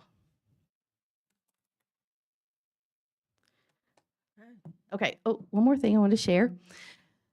When we have these sessions, if you aren't able to attend or if you need to revisit it, we always make sure that we record them. And so in Canvas, we've created a professional learning hub. So all of these sessions that you see, we record.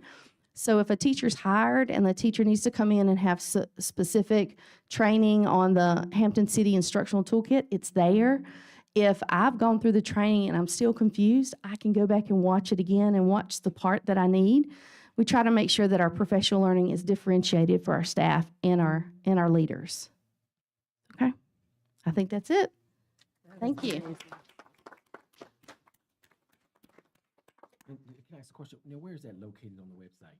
The Canvas Hub, are you talking about the? Go back, the page, just right there. Where can we find that? This is not on our website. It's in our learning management system, so all of our employees can go into it, but it's not open to the public. Okay. Yeah. Okay.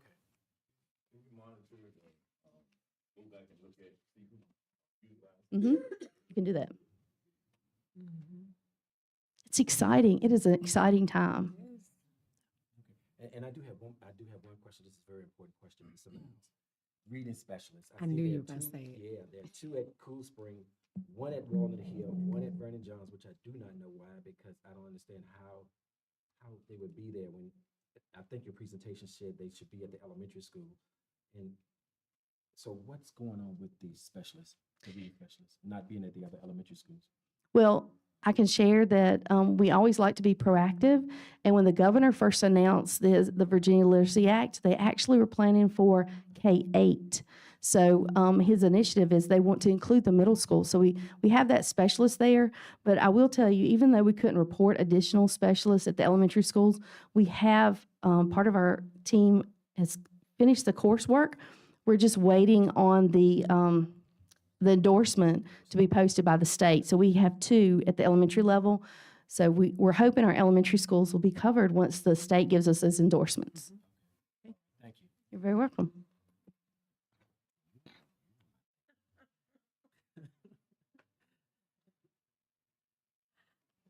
Okay, thank you so much. I'm so glad that we were able to outline all that we are doing. Also, to the public, a lot of this information will be posted on our website as far as the PowerPoint presentations for each school, our literacy plan. We want to be as transparent as possible. So if you are viewing this right now, or if you want to tell somebody about it, what is Petersburg doing for literacy? That will be on all of our division web pages, as well as our division web page, as well as our school web page. We're going to go through one more presentation before we break for a working lunch. Before you do, Madam Superintendent, Oh, I apologize. I'd just like to ask you a question, or give it to Mr. Ryder. She said something about funding for tutoring. Do we have that, or we have to apply for that, or is it on its way? It's on its way, but we do have additional funding that we have earmarked to get started before the funding comes. Okay, so it's been approved, we just gotta wait. Yes, wait. sir. Okay, thank you. All right, now we'll have Dr. Jackson and Ms. Smith. They'll go over the STEAM and CTE. And again, after this presentation, we'll break for lunch. We'll have our lunch, we'll bring it back, and we'll go through the next presentation. All right, thank you. Good morning, Chairman Pritchett, school board members, superintendent, and colleagues. I am DeCardra Jackson, and I'm excited to also present with my colleague, Ms. Barbara Smith. And we will not stand between you and lunch. I believe in starting and ending on time. This is truly an overview. It does not encompass all of what we're doing. So feel free to ask questions. We can elaborate, but this is truly an overview. All right? So we are excited. You hear people talking about STEAM Fridays, and it hasn't been fully launched yet. It was just kind of a sampling because we're still having so many partners and pieces added together. But this Friday is going to be our full implementation of STEAM Fridays. So far they've been doing small STEAM activities. But what you're going to see now moving forward is really being incorporated across the curriculum in multiple subjects, not just science. Sometimes people think STEAM is just science, but it's truly incorporating across curriculum. So that will start and it'll be launched on Friday. This is just kind of a plethora, a sampling of some of the programs that we're going to implement in K-5. What's not up here is STEM Scopes, which is clearly, STEM Scopes is aligned with Virginia SOLs, so that way you don't have to ask, was this aligned with the SOLs? It absolutely is, and it's explicit. So STEM Scopes will be used in K-8 across the division. So that's not listed here, but is understanding because that's part of our curriculum, but just want to make sure I reiterate that. In addition to that, we have the Innovation Project, where students in K-5 will be doing hands-on activities. I have a sample video that you can watch later, but it's really great. We have Jason's Learning. We also have Flying Classroom for students in grades 3-5, Girls Who Code in grades 3-5, the Amazon Web Service for students in grades 4-5. Of course, we make sure you hear about the all in, the high-intensity tutoring. That block still will take place. And then we also incorporated through our resource, they call it your additional block, where we have the physical education teachers, our art, media specialists, and music will all be also have STEM activities incorporated throughout the day. Next slide, please. And this was, we can skip, I kind of suppressed this slide because that's the video and I know we're pressed for time. So for our middle school, how would this be incorporated? So we're working intentionally with our specialists to make sure that hands-on STEM activities are embedded throughout your history, your math, your English language arts, as well as your science class. So I have samples I didn't include here of the history curriculum where they're implementing STEM activities. And you say, well, how are you going to implement STEM activities in history? If they're covering a subject and they're going to say, okay, well, how can we add this? Well, we can create posters. We can actually do a diagram. So they're actually building in the arts as well as other subjects into history, math, English language arts, as well as science, again, using STEM scopes.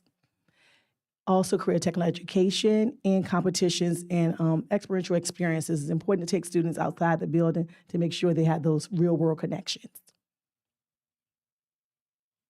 And what are some of the expectations? That direct instruction will take place, but we're gonna also, again, incorporate STEM activities, hands-on activities. It's gonna be an assessment-free Friday. That means students are truly focusing on doing the hands-on activities. Again, we're gonna make sure we still have our high-intensity tutoring block, which is 1 hour. And then communication will be sent weekly to parents so they know the STEM focus. But we're not taking any autonomy away from our teachers. They do have flexibility to make sure that they're meeting the needs of all students. So they do have some flexibility to decide which ones they want to implement throughout the process, because that's very important. So again, this was an overview of what's taking place, but it's not all of the only thing that will take place on STEM Fridays. And then I'm going to turn it over. So this was one that I suppressed only because I know of time. I know it's a question about, do we have robotics coaches? We do. Again, I wasn't going to go through this because I know time, but working with Ms. Smith is great because we already have teachers throughout the day that are working with robotics. I know one of the issues was trying to find a coach and then trying to find the time. If these students are already enrolled in the courses, we're going to start with this group and still grow our program after school. But we don't have to look for an instructor because we already have instructors there during the day. So we can make sure that we have robotics teams started on both Vernon John, a vital robotics team at both Vernon Johns and at PHS. So coming soon, you hear Ms. Fields talking about it. You're gonna hear, I mean, this is really exciting. You hear Ms. Fields talking about it. You'll hear Mr. Fisher also talking about the gaming room. I went, and if you hadn't had a chance to peek already, they already started assembling some of the things at the high school. She's like, you have to come see this. I'm like, oh my gosh, it's here, and it's actually coming to fruition. So I want to take a moment to pause and really thank all of the stakeholders who helped with this process. I know she's not here, but Ms. Wynn, very, very, very, very important partner helping with getting getting people to donate, and also some other folks who are sitting at the table who wanted to be anonymous. I'm not going to say any names, who also really donated so we can be able to purchase a lot of the games. So they didn't want to say who they were, they just wanted to be anonymous, but they also donated to this cause. So we're going to have our gaming competition scheduled for December 9th. And students on both middle and high school will participate in gaming. But this was really going to be used as a way to increase their attendance. So this is going to be a game changer for students. But we can't just leave it with gaming. You know, we want to really connect it to beyond gaming. So I'm work also, we're going to add in the coding part behind it, where they're actually learning to create games. So we're going to also have gaming computers, not just the gaming systems. So I think that's important for me to add and say that, okay? But we got to hook them first. So we want to hook them with gaming and move beyond that to say, okay, now that we're gaming, how can I create my own game? Okay. So again, that's kind of coming soon. So just giving you a little tidbit, a little teaser. All right. Now I'm gonna turn it over to my colleagues. I won't absorb all the airtime. Before you do, Yes. when we talking about gaming, we started talking about this 2 years ago. And I'm so glad it's coming to full fruition. But the importance of this, people don't understand what the world is doing. You know, we started talking about it when ODU started the gaming center. I mean, their gaming center and the arena. They got an arena, and then now BCU have one. Now George Mason have one. We got to prepare our kids to what the rest of the world is doing. This is not new. This is something. But just to give you a highlight, I watched the last year's international championship for gaming. They paid the winner $25 million. That was the prize. So what we're doing, we're catching up. So the thing is that's why we were talking about it 2 years ago about our kids cannot miss out on things the rest of the world they already embraced, and they done flew with it. So, you know, and like I said, the money is there for them. The skill got to be developed for them, and the competition is great. So the thing is, hey, that's we're and you're gonna get a lot more support from the community to see to it. Great. Thank you. Good morning. Good morning, Chairman Pritchett, Vice Chair, school board members, Superintendent Sterling, and all my colleagues. It is my pleasure to give you literally a quick overview of Career Tech Ed. There's a lot more going on. And actually, my CTA advisory meeting is next Tuesday. And believe it or not, I go into a lot more in what we're doing. I think I don't realize it until I put it on paper. It's a lot going on. But just a quick per program area, our business and information technology. And some things you'll see terminology, and I'm going to keep repeating it as much as I can. I do believe that because we do have a self-assessment that is required by VDOE to turn in this year, and they may come out and evaluate all of our programs next year, that everyone is on the same page as far as terminology, understanding the structure of career and technical education. So some things may look foreign to you, but these are actually correct. So we don't just say business is business and information technology program area. I did see that they're lacking in a lot of resources for their classes, which will help them with their industry certification exams. So there's a lot of free resources. There's a lot of, for example, the Adobe Creative Suite used to cost a lot of money, but they have reduced it. I'm working with Ms. Yates on getting some technology software that this, at a reduced price or that's free. I just went up to the art teachers, and they're willing to collaborate with us with the Adobe Creative Suite and help in our business classes to kind of ramp up like the desktop multimedia web class where they can pass that certification in Adobe. We're already doing a lot of things with entrepreneurship, so we're looking forward to some school-based entrepreneurship in a lot of our classes. And of course, our students partner up with Metropolitan Business League. If you all are familiar with them, they have a whole year calendar of events for our students in promoting entrepreneurship. Family and consumer science. We are looking at a child care lab. We're visiting Hopewell High School, Armstrong High School in Richmond. As Dr. Sterling has heard me say before, all I need is a door and we'll make it happen. It's the perfect room, and we have grass right on the outside. May need a fence. We can get that donated. Don't worry about it. But if we can get a child care lab in there, and it's it goes along with our program, the Hero program. For some reason, Virginia State called me and thought I had a child care lab already, so that we can have bring our kids to the lab. I did it when I was in Richmond, Armstrong. The students brought their children, the staff brought their children, and of course we had professionals there, and the students were able to learn in the early childhood education program. So it was a win-win situation. So that's what we're looking to find out. Culinary cafe, we're really going to truly make it into a cafe. So I'm working with chef to get our menus up, get some schedules going, so that we can really have a culinary cafe. Fashion show, Ms. Bolin, again, loves fashion, and I know she wants to do a lot of things, but definitely open the world to the students in fashion, international fashion, and she's doing a great job with them. Middle school was definitely needing some equipment upgrades, so I've already purchased like a rolling, what do you call it, almost like a kitchen, so she can cook and everything, so she...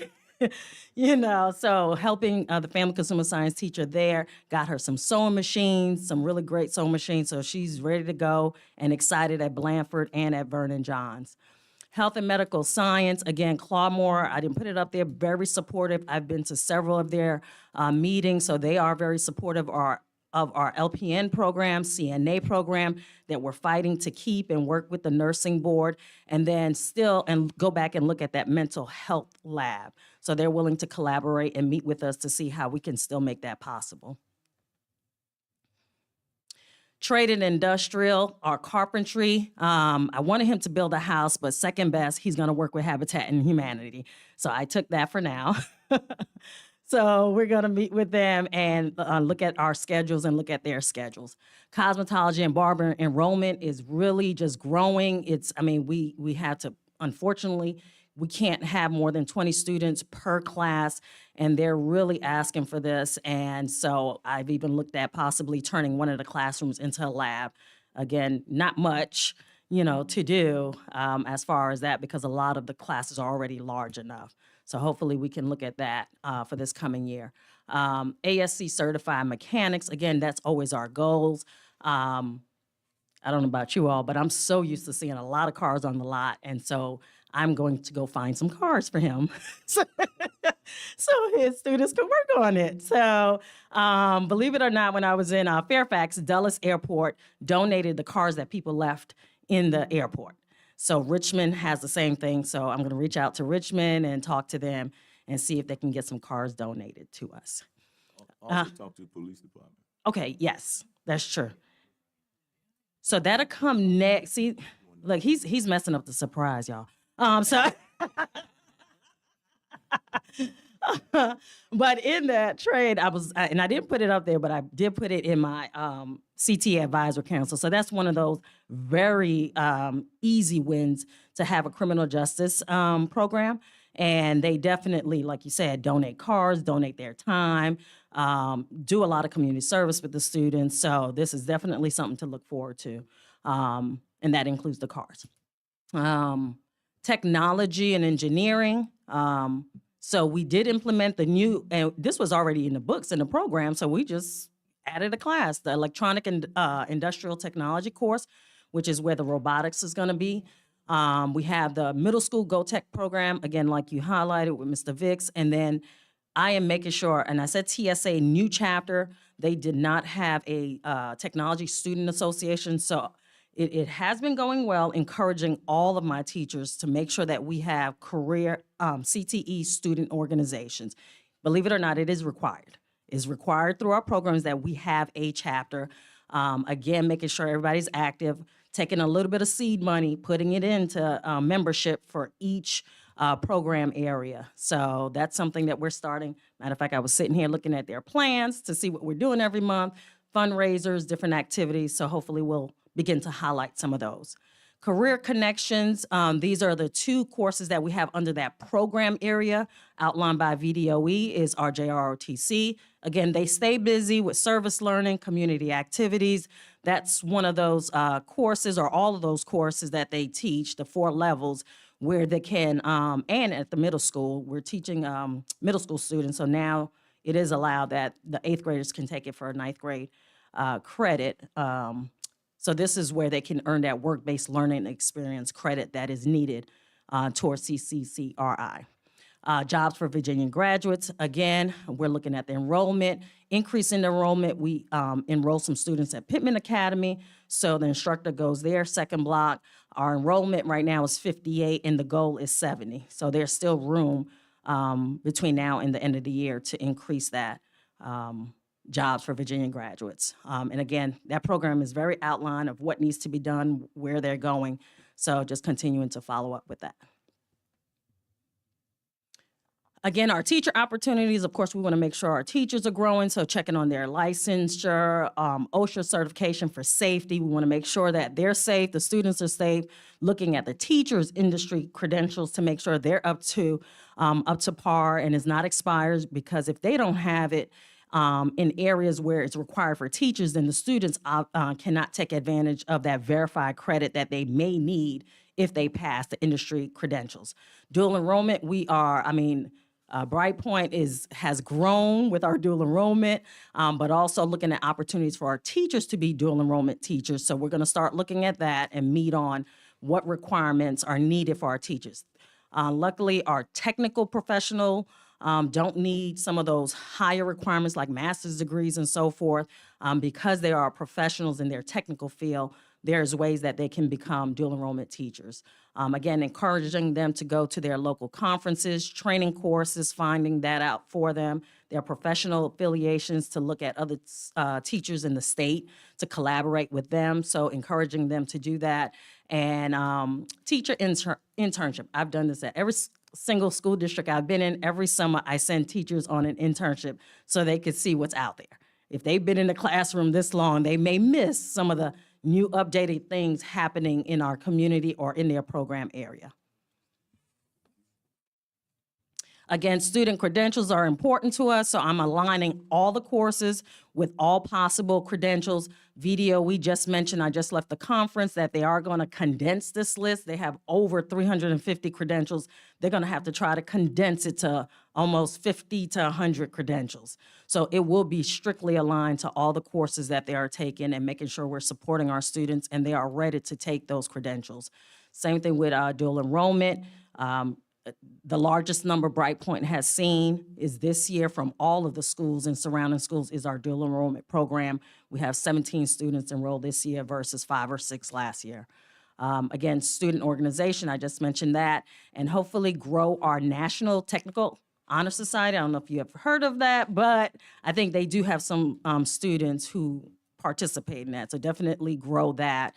And then again, my required CTE Advisory Council Board, we'll be meeting next week, Tuesday, and I'm gonna highlight a whole lot more things. So, and these are all of the student activities. Educators Rising might be new to you all. That's for our Teachers for Tomorrow program. So Ms. Kimball, our business teacher, she is going to teach that class in spring. And I love the program. We're growing our own. We're gonna grow our own teachers. They have their own student organization, again, to encourage them to stay in the field. And every year we'll grow on that one because other school districts, they get to the point where they're offering the students contracts as high school graduates. And then if they finish college, they guarantee them at least an interview when they come back. So there's a lot more than scholarships and other things. So I've seen this program grow in so many different school districts where we're growing our own. So. And that's it.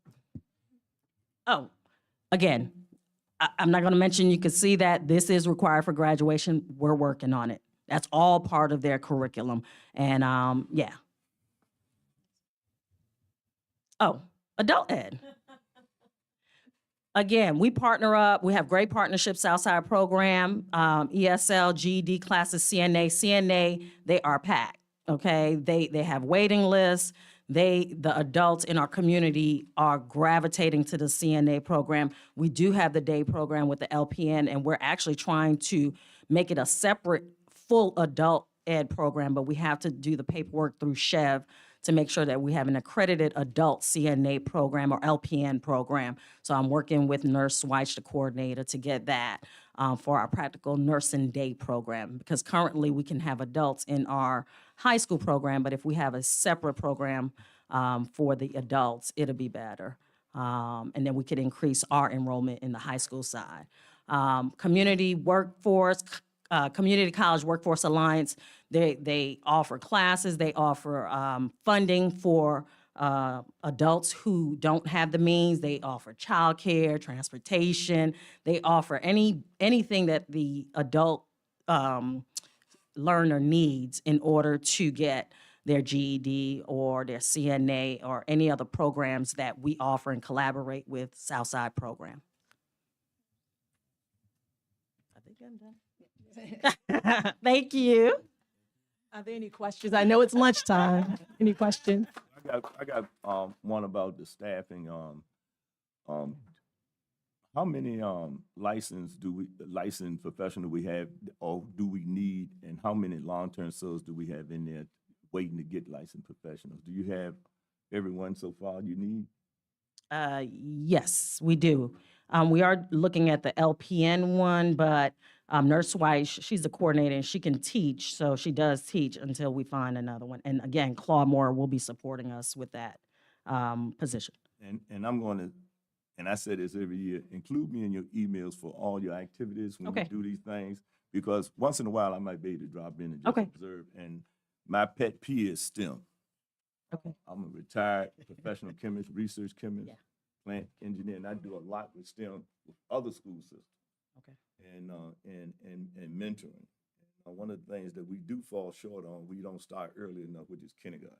Mm-hmm. And the thing is, you got to start talking it, so they'll know it, so it makes sense.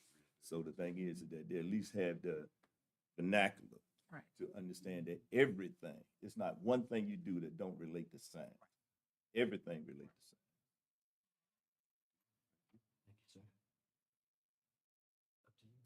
Oh, thank you. Oh, thank you.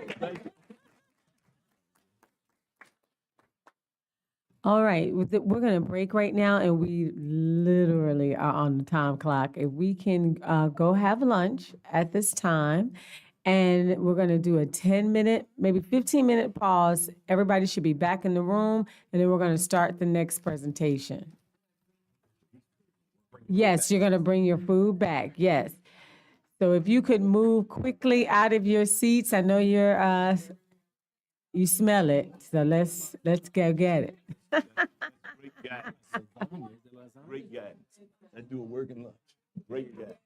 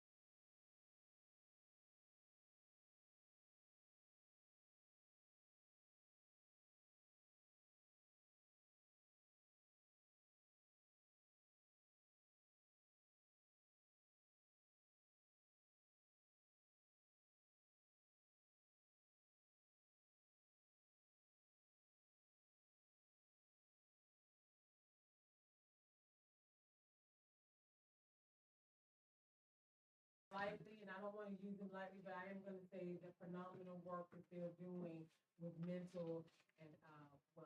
So at this time, oh, I apologize. It's actually safety and security. Because he's gonna lead. Remember, he has to, that's next on the list. It's Where am I going? yes, Oh, no problem. Yeah. Next we'll have the Yeah, amazing I mean, here's the short. and security. It's short. Please come up at this time. Don't worry about the title and the mouth. Okay. Thank you, Sharon.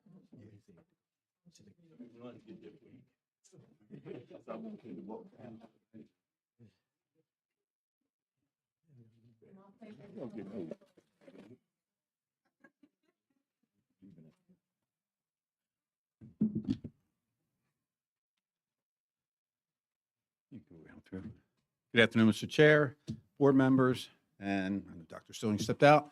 I'll give you a quick update on some of the stuff that we have done and some things that occurred also within the past couple of weeks. If you can move forward, please. And we'll just keep it on this screen here. As you're aware, we've had some issues. I'm going to talk about the proactive security enhancement in response to recent threats together. As you're aware, we've had some issues in the past 2 weeks with some threats at the high school and at Vernon Johns Middle School. So part of those threats is what we wanted to do, and it was to increase our enhancements in our security. So we made sure on Wednesday, Thursday, and Friday of that week that everyone was scanned. We scan everybody through we have the walk-through detectors in Vernon Johns, and we have the pillars at the open gate pillars at the high school. But when I say scan, everybody who walked through, even if they were cleared, got an additional scan of a wand. So we ended up probably about a 15-minute timeline to get the students in, usually around 15, 20 minutes. We ended up about 50 minutes because whether you cleared the open gate or you cleared the walk-through detector, didn't matter. You got scanned just through the Wednesday, Thursday, and Friday. So coming back on Monday, we went back to our normal way. We made sure all book bags get searched. The clear book bags have been excellent, by the way. If they're shoved with a jacket, we make sure we manipulate that to make sure there's nothing hidden in the jacket. But they work out really well. They give us a quick visual sometimes if it's just a Chromebook and a couple of notebooks or something. We just go ahead and move it on through. So it really does help out with that. So we do have the open gate. We do have the walkthroughs. And we're looking to get those evolves once the grant comes through. Now, the evolves supposedly work off the AI algorithms. I cannot explain that, but they work off of AI algorithms, so they don't necessarily pick up the Chromebooks. And so they more, I guess, designed to pick up what looks like a weapon. And that's how, and that. So that's what we'll be moving to. So once we get those evolved systems, we'll be able to get everybody through even faster with still keeping high-level security measures in place. I also want to mention about the part of the recent threats is if you notice, we've had some postings of fights. There was a site, so I think it was All Fights Start Here. It was the account on an Instagram account. And it had not just fights from our district, but other districts as well. So one of the things I did, I contacted our communications team, and they were quick to be able to notify Instagram, and the account was removed within the next day. So, I mean, we're not going to win the war against social media, but little victories is what we need to try and get. And so when we see these sites pop up, we want to immediately report them for violence, and we want to get them down as fast as possible, get the account suspended. At least get those little victories, what we're looking to do. Absolutely. Yes. Yes, we will. Yeah, so we need to get them down as fast as possible. It's like the broken windows theory. If you let them stand up there, we're going to get more and more and more. So we want to go ahead and do that. So, Give me your number. I have several of them. yes, sir. I will do so. Yes, sir. We'll talk about the inspections real quick. You know, I did a personal inspection, make sure of all of our facilities.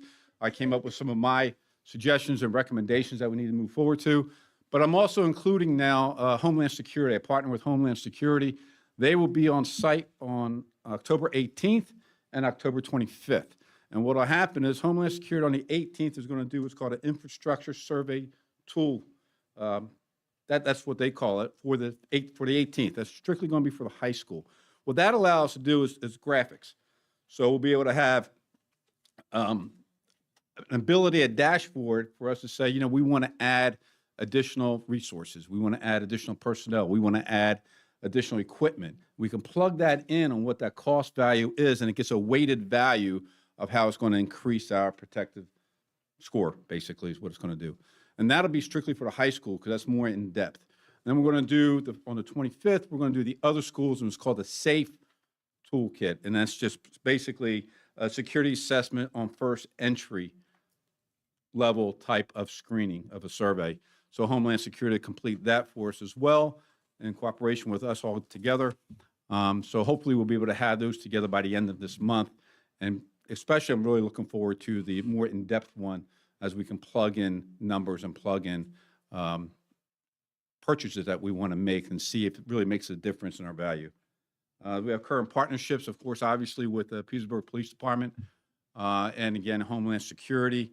We're doing other collaborations. I've contacted Mr. Williams, Jadarian Williams. If you remember him, he spoke here at one of our board meetings. He is running for student president for the council. And so we talked about trying to collaborate so we can start a peer work group. A lot of students wind up not wanting to come to a teacher maybe or administrator about an issue that they may have, but they may be willing to talk to other students. So as a peer support group is what we're going to look to do. And that way they will also have resources available to them and other partnerships as well.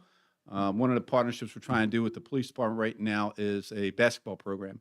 So we want to open up the gyms in one time during the evenings, once a week, and bring kids in on 3-on-3 basketball, just to try and get them off the street in that evening, bring them in a positive environment, and just do a 3-on-3 basketball. So we're working on that partnership with the police department as well as the Life partnership. And one of the other things I want to just mention is that I've been working with Mr. Chavis to make sure that we do comparison reports because, if you can't measure, you can't manage it. So we want to go ahead and make sure we're measuring what we're having, the incidents that we're having, the fights that we're having, comparing it with what we did last year so we can look back and say, this worked for us last year, this is not working for us this year. What can we do to change it to bring those numbers down? That's all I have. If you have any questions. I had something for Madam Superintendent. Thank you very much. Yes, sir. Thank you. But she's not here. I just said some things, when all of this is central office staff here now, right? Okay. My perspective, because I've been a manager before also, a plant manager. When I look at the central office staff, the number one thing, not what you do, Mr. Farley, not what you do, finance and stuff like, but I look at that, your main two things to do as central office, make sure that we had in these schools qualified, certified professionals working with our kids. Okay, the other thing is safety. Those are my top two priorities. We need to have licensed, certified professional people working with our kids, and we need to make sure that environment is safe, where everyone feels safe. Well, we went a step further this year because the superintendent, Madam Superintendent, hired a director of safety. Okay, and that's a big step. We never had that before to make sure that this was monitored. What we really need to do now that you're here, Mr. Ronker, we need to make sure you have everything you need to do your job because the atmosphere right here in this community, not just in the country, is everybody do not feel comfortable coming to work all the time because they might not feel safe or they might not feel even comfortable reporting things because of the climate in that institution. And we want everyone to feel safe, everyone to feel that they can come forward and say what needs to be said because nothing can be addressed unless we know about it. So the number one thing for we need to do for you is to make sure you be fully staffed. And if you're short, then we're short in safety. Now, everyone that knows me know I did that. I work with security. I actually did school security. I certified schools. I trained state troopers. I trained policemen. So I know that to be short, that's a reflection on all of us. That's not on you. So if you need something or you need someone, we need to make sure, I know right now we're not full of staff because I go around the schools and we don't even have what we had last year in some of the buildings. Petersburg High need a certain number of people. We need to get you those people. So we're gonna work hard to get you what you need to keep our schools safe, okay? I just wanna let you know I'm committed to that. I'm committed to what you're doing. I'm committed to that. Thank you, Mr. Miles. We're ready for. Thank you so much, Board Member Miles. We're With gonna that, move. I got to go. All right, well, we sure appreciate you staying. We sure appreciate it. I'm sorry. I am really sorry. We'll make sure they do my a, time is- it's okay, we'll make sure they do a little recap at one of our board meetings so we can keep pushing the narrative of PCPS, mental health and wellness. And it'll be taped so you can come out. You said this is tape anyway, right? Okay. All I right, got ne- you. I'm next sorry. we'll have Dr. Manson and Ms. White. Does Good everyone have a book? I'm sorry. Good afternoon, Chairman Pritchett, Madam Superintendent, other board members. Today, we're going to discuss with you the PCPS Mental Health and Wellness Plan. We're just going to give you a little brief overview. And this plan was put together by Mrs. White, our mental health behavior coordinator. We started looking at just certain things, what we need to do for not just our students in Petersburg, but our teachers, families, and all, and how we can better support those families in the academic environment. Next slide, please. So one of the things we looked at prior to creating the plan, and the data from this is what directed the plan. Last year, we had approximately 59 incidents of students suspended for possession or use of distribution of illegal substance or paraphernalia. You know, we have vapes are on a rise in our schools, especially at the high school. Approximately 153 threat or suicide assessments were conducted last year for our students. 10 students in K through 5 that required one-to-one support. And that means they had a one-to-one assistance working with them the entire day who was right there with them. 99 students received Tier 3 behavior support. So we do have a tier system of support, and Ms. White would discuss that with you.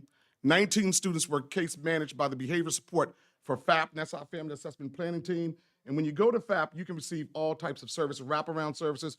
Some parents even need parenting services. And so we do provide them some parenting services. We get the kids mentors who work with them out in the community because it's lack of exposure. And so we want them to be exposed to more things so they get mentors. So those are some of the things that have been put in place. And you see we have 109 students referred to our therapeutic day treatment. Next slide, please. So based off of that, we came up with some focus that we wanted to focus in on. And then Ms. White, after this slide here, Mrs. White will go through and tell you some of the things we have been doing so far. But some of the focus were mental health and wellness training for all employees, increased access to mental health support for students and all staff, evidence-based intervention to student support mental health, for mental health, prevention, screening and assessment of at-risk students, substance use abuse prevention and intervention, suicide prevention, and strengthening community and mental health partnership.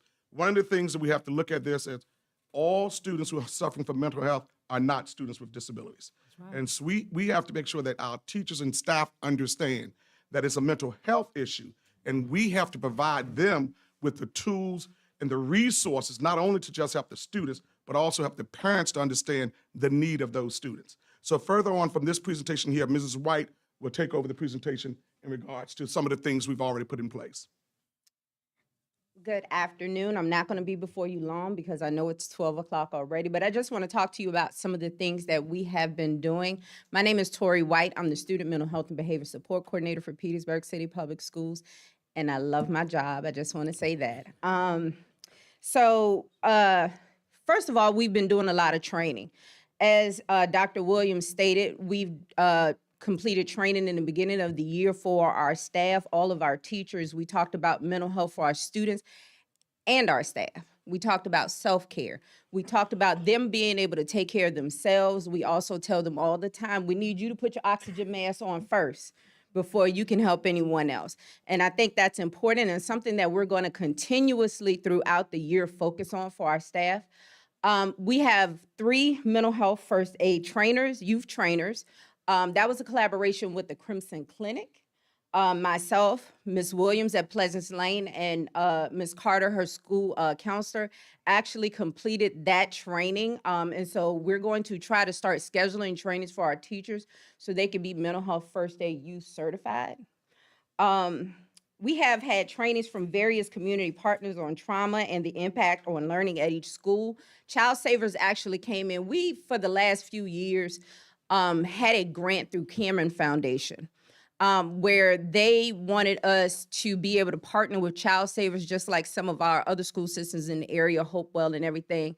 And this year, I haven't managed the grant prior to this year. So this year I started managing the grant, and I asked them to go into each school, and I wanted to make specific. I don't want a mass training, with everyone. I want you to go to each school just in case teachers had questions. I wanted them to be able to ask Child Savers the questions, and it's more personal when you have your colleagues that you see every day.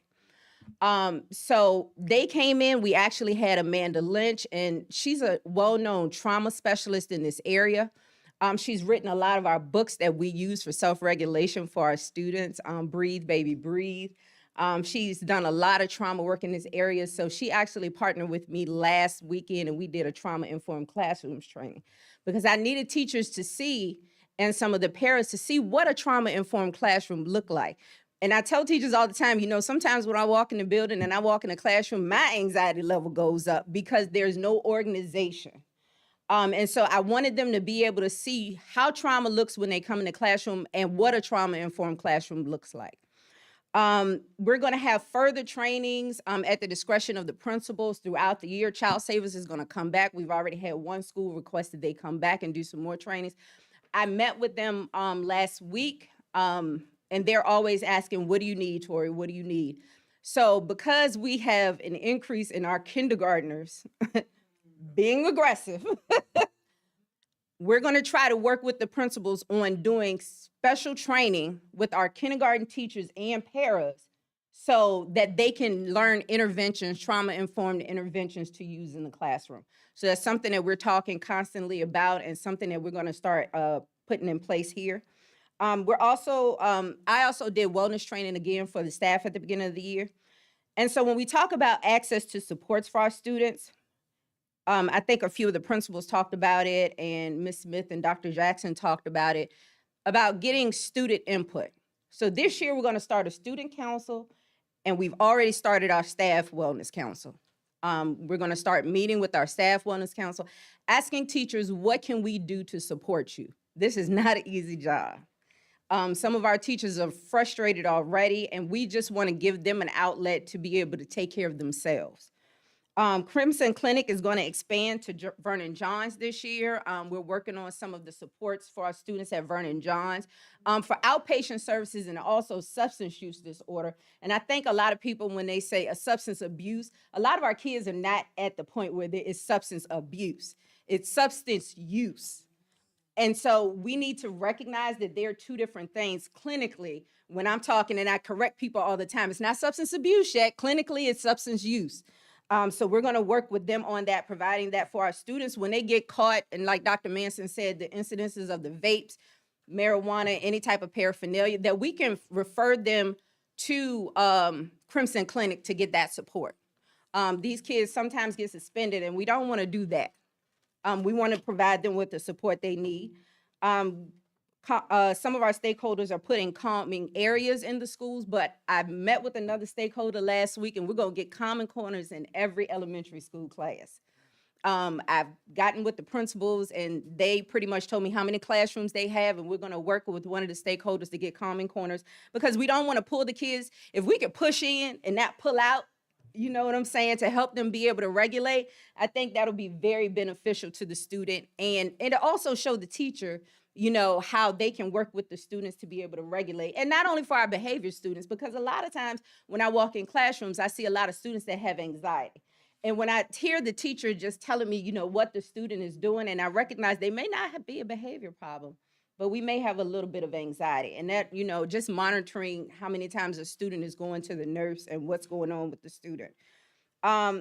Holding meetings constantly with our community stakeholders. I meet with the TDT agencies weekly. so that they can give me their reports and also so that I can report to them. And wellness sessions for our staff in person. We're going to start hopefully getting yoga. We're working with Crimson Clinic. We have to get a place. And I'm trying to, figure out, okay, so if we have 30 teachers, and hopefully we won't have a class larger than 30. But they can come in and get yoga. They're going to provide them with the yoga mats, and we're going to, just do what we do. We want to support them as well. And I think I'm just going on ahead and talking. Next slide.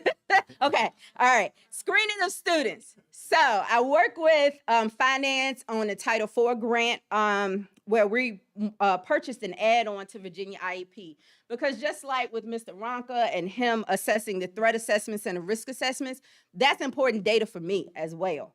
And so what we did was I kept telling Dr. Manson, I think for the last couple of years, I need to be able to monitor this. I'm a data person too, so I like to monitor the data. I need to be able to monitor how many kids, we're doing threat assessments on and risk assessments on, and the follow through, which we don't always do. Okay.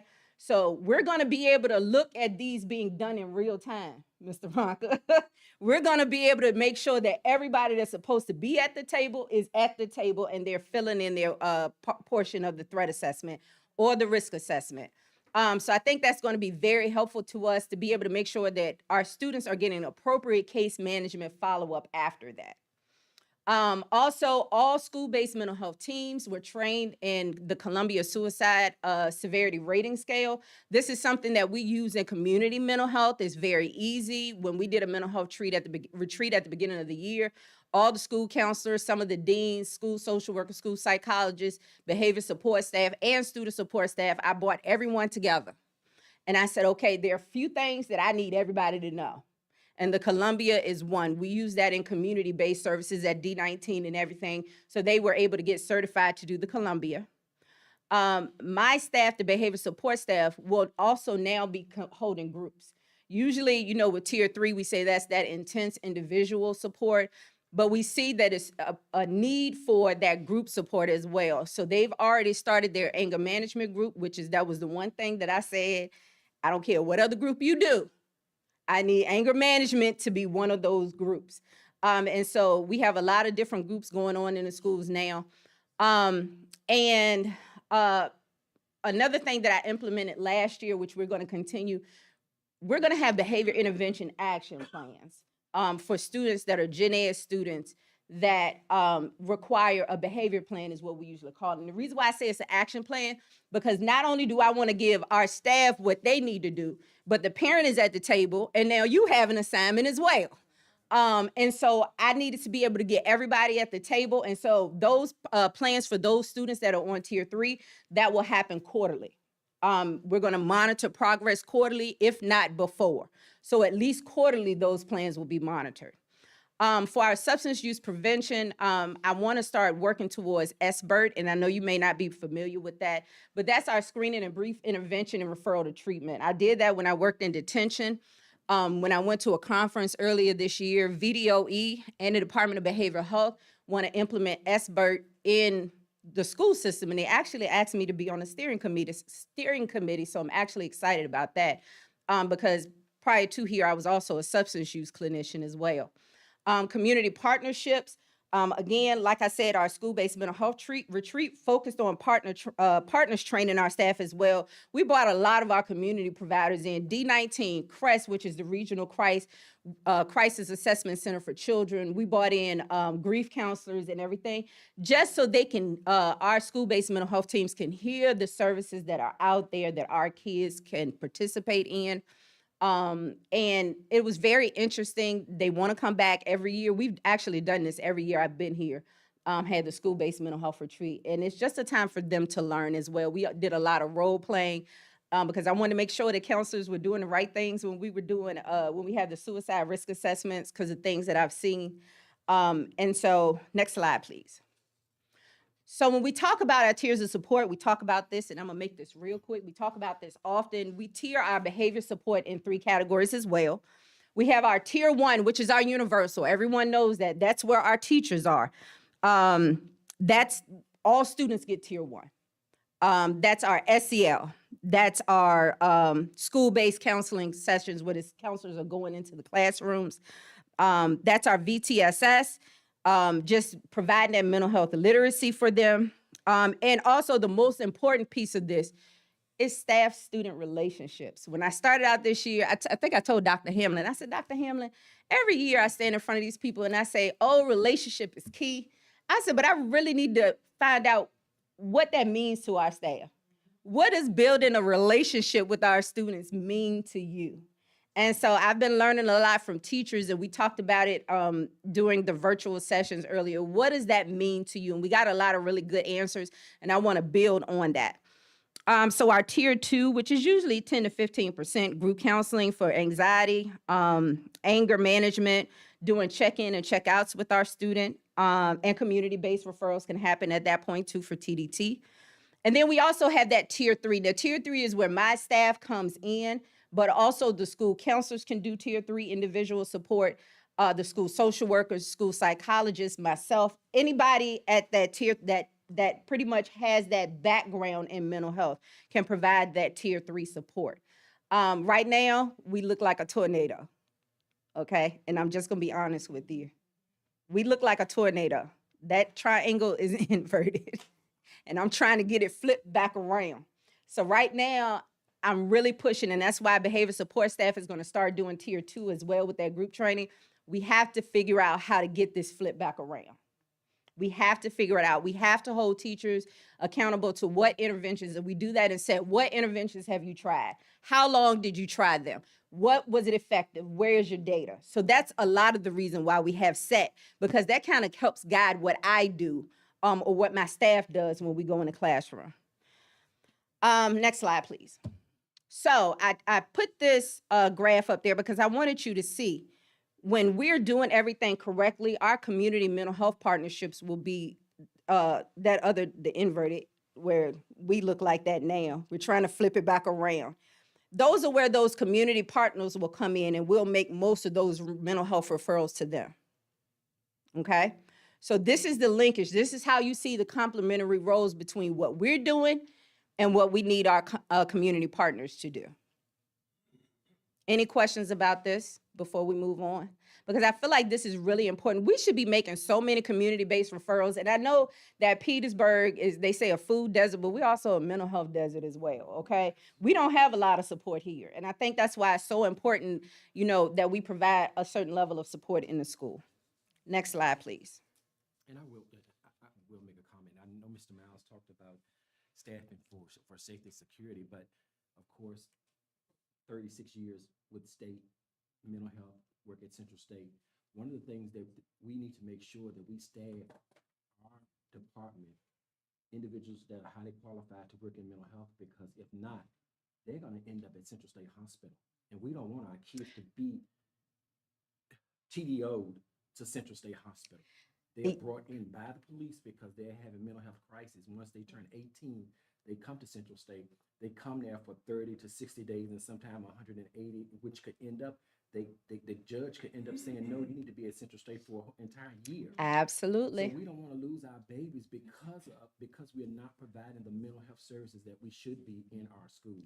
It's very important. Absolutely. Actually, we've already had to ECO a student this year, and that means emergency custody order because we couldn't find the parent, and this baby was really at risk of, you know, just verbalizing. And so we literally at that point, then it becomes the school resource officer. They have to take, and it's traumatizing even for that to happen. So I try to avoid that at all costs. But sometimes it has to happen. And so that's why I feel that we have to put these supports in place to support our students. And it's so important for the whole child. You know what I'm saying? So, you know, these are things that we need to focus on. So you have a plan in front of you. Please read through it at your leisure. But some of the goals and outcome measures from this plan is that we're going to increase the number of staff who've completed mental health training. We've already done that, but that's going to continue to happen. We are surveying our teachers, asking, what do you need? Was this helpful for you? Do you want more of this? So we're getting a lot of good feedback from our teachers. Increase access to support for our students and our staff. We're doing that, and luckily we're ahead of my goal that I set. Suicide prevention goal to increase the number of staff completing suicide prevention training. Of course, we did that with the Columbia, but I also want to monitor that as well because I need to make sure that the babies, when they come back in our buildings, they have what they need. Screening and assessment of at-risk students, of course, improve processes for identifying students that are at risk or are demonstrating symptoms of mental health issues. I need everybody to understand, just because a child is not fighting does not mean that they're not in a mental health crisis, okay?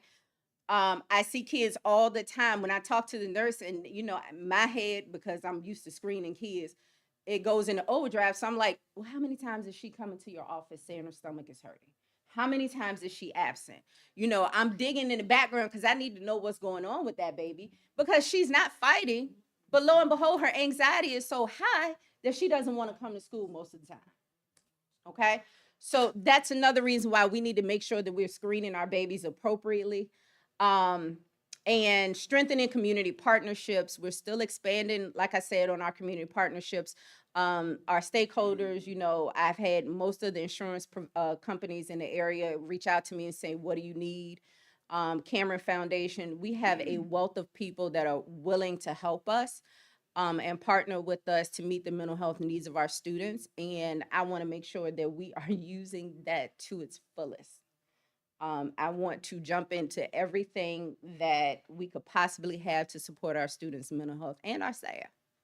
So, any questions? One of the things, though, we're not going to utilize people who just want to come. Absolutely. And not provide quality assistance for our students. Because we do have a lot of people who want to come in and want to assist us. And Mr. Pritchett, when you were talking about in regards to, Chairman Pritchett, when you were talking about in regards to qualified people, when the position was created, when I was creating the position, I needed someone for the position that was clinical. That was a licensed professional counselor, licensed clinical social worker, that was clinical and knew mental health. We had a lot of people coming in with masters in education, or something, or a master's in psychology, but I needed someone who was clinical, that could understand the difference between mental health and can be able to provide the parents with the correct resources and not just resources, but can understand why we do not diagnose. We don't diagnose. I need someone who can recognize what those mental health issues were and provide that parent with quality resources that can help those students. We have a lot of students and a lot of parents who experience mental health. Absolutely. We need to be able to provide assistance to them. Any questions? And this is real that I also share. Even at Central State, we're actually building a brand new hospital, and it's supposed to be completed by 2025. And my understanding is that many of the old hospitals, they will end up getting new hospitals. The governor's already, I saw in the news, they opened a new facility for mental health. I believe it's in Virginia. It's an ER. Yes, it's in the ER. So it's We not need one going here. away. It's increasing. It is. And so his administration is doing everything they can to try to keep ahead of the game because it's increasing. I mean, we are seeing, serving on the disciplinary boards, we're seeing, like you said, we have kindergarten sitting before us with their parents. Right. And, not being a professional, where you can diagnose, but you can pick up that something is wrong. That's right. There's some mental illness going on here, and you see it in the parent that's sitting before us also. Well, clinically, I can diagnose, but I just tell the parent, hey, I think, look, no, I can. I don't diagnose. Clinically, I can, but I just tell the parent, hey, I think you need to take him to this provider. Right. And if the provider needs a letter saying what the child is exhibiting, I send that. Okay? And I think that's important because, no, we don't diagnose, but I need the provider to be able to understand what this child is exhibiting, the symptoms that they're exhibiting. So. That's wonderful. And can I ask one more question? How well do you work with I believe we have one, I don't know who it is, a psychologist. We have one? Yeah. Yes. Okay. They're working by department. They work in your department? Yeah. Yep. And they meet, she's in part of all these meetings, everything with. Yeah. Do they only do SPED or they do everyone? She's in everyone. So she works with all students. Okay, good. She's just, although I need my department, she works with all students. Okay. All gen ed, special ed, all students she works with. And one of the things we've done was, for our L population, we have a bilingual school social worker. So the schools who have more of our L students there, that's where that school social worker works. So she's able to communicate with those parents and all, and she works directly with Mr. Lumsden to ensure for those students that we're providing mental health support for those students also. Yes. A comment, just to tag on to what our chair said. I have a person who has bipolar living with us, and this is not about education, but about the importance of what you're doing. And she told me, and I listen, and I experience what she's going through, and the way I can experience it. But she told me once, she said, Joyce, you don't understand mental illness, or she calls it brain disorder. Okay. Mhm. Okay. And so I took that to heart, and I had the good fortune of attending the Richmond Film Festival a week ago or so, and there were 2 films on the subject of mental health. And one, if you ever get the chance to see it, it's called BB, B-I-B-I. It just, for those of us who don't really experience people with those disorders, wow, seemingly functioning perfectly, but they're in another world, And so it was just so meaningful. And another one, don't remember the name, but it was also mental health. So I think that's going to be, the fact that it's in film, it's coming out, and that's probably our next social issue we're going to be dealing with. Any other questions? Appreciate it. Thank you.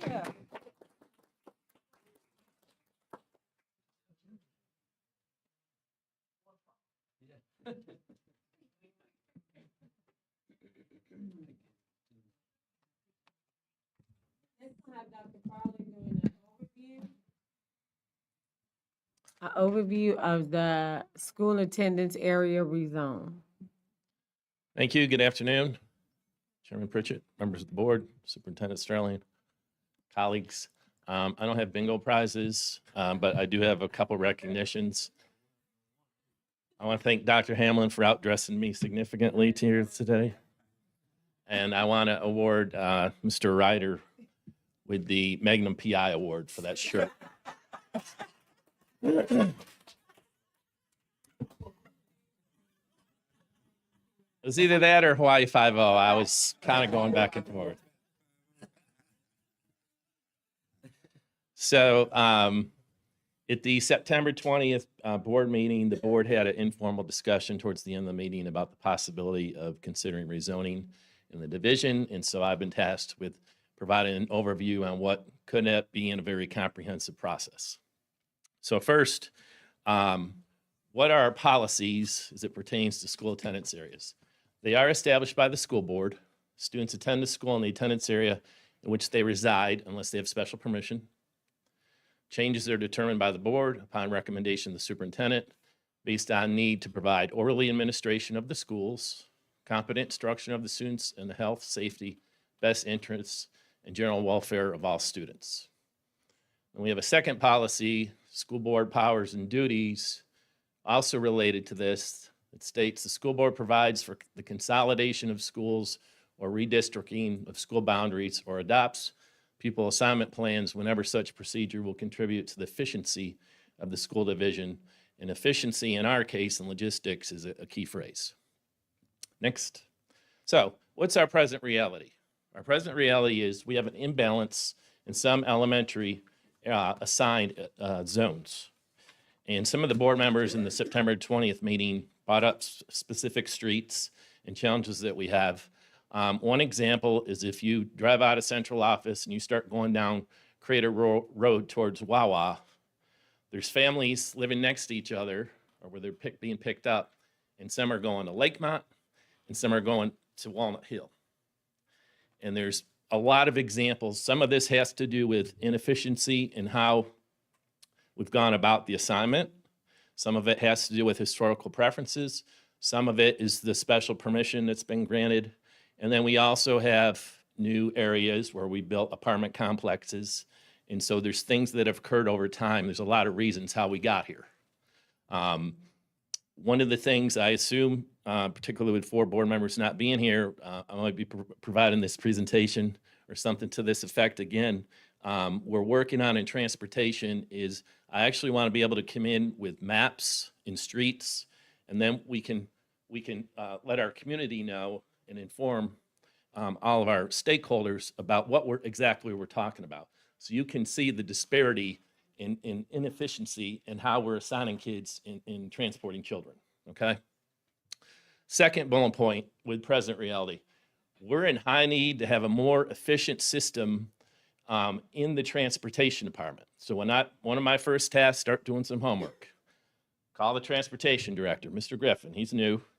And I'm like, can you get me maps of all of the homes or residences throughout the division where we're picking up, and then what buses are assigned? No. Can you get me lists of particular school buses in all the streets? No. I'm like, how are we doing this? So then he puts Ms. Deloach on the phone with me. God bless her soul. And it's all up here. And Ms. Deloach has used a paper and pencil method that was, and she's been doing this for several years, and she is great. But it was passed down to her, this system. So we need to, so one of the things that we found is we need to find some kind of a platform yesterday or a way that we're much more organized in this process. Now you can name a street and she can tell you the buses. And she's a whiz. And when we go to the next step, I would like Ms. Deloach to come in with Mr. Griffin and kind of walk through their process, and then the maps and the overlays, you can see what this all looks like, okay? So 3 cheers to Ms. Deloach, she's wonderful. But we need a if Ms. Deloach decides, she's gonna walk tomorrow, we're in trouble, okay? So for sustainability and efficiency reasons, we've got to get a better system, okay? There has been some historical student attendance assignments based on school enrollment and capacity versus actual attendance zone. There are several, in doing homework, there's several divisions that have some level of rezoning. I read a study by VCU that was specific to Virginia, and they looked at, particularly Richmond, and looked at how they went about rezoning. And a lot of this had to do with equity and demographics in those communities, versus ours is really logistics, okay? So we can't really compare apples to oranges in some of the surrounding districts or divisions and how they've done this. I've also went back into our board docs. The board did have a presentation in 2020 about rezoning, so it's been discussed before, as you well know. They're also going back, was a presentation in 2014. But obviously we wouldn't be here today if there was some steps moving forward to make changes in the process. And so I do think there's high need. Next. So in my travels in education, if you want to get some heartburn going in your school community, close a school, consolidate a school, or rezone, okay? So yeah, I mean, that's reality, okay? And there is going to be some heartburn with families, okay? So there's social impacts, children who may be attending Lakemont, who may be assigned eventually at some point to go to Walnut Hill, and their friends may be still back at Lakemont. We have relationships between parents and teachers and staff members at schools. That's got to be a consideration. Each school environment is different, has its own culture. There are some differences, although primarily the programs are the same, but there's some differences in our schools. Tenure at a school. So to me, this is a big one. So the example here would be, let's say the board decides to take this school year to have some kind of a task force, and we have a series of community meetings, and we survey parents, and we're going to progress forward with this. One consideration that we may want to think long and hard about is, if you were to implement changes going into next year, would you really want a student, say, who's at Walnut Hill, who's in the 4th grade, and has been there for 5 years, to have to go to Lakemont, or vice versa? So we may have to, and this, we can drill down to numbers, and maybe it's not going to be as dramatic because we're talking about somewhat small changes in some places, and it may be 5 to 10 4th graders throughout the community, or not. I'm not sure. That's part of the work that needs to be done. But we may want to think about a grandfather clause or a sunset provision based upon where kids are falling grade levels.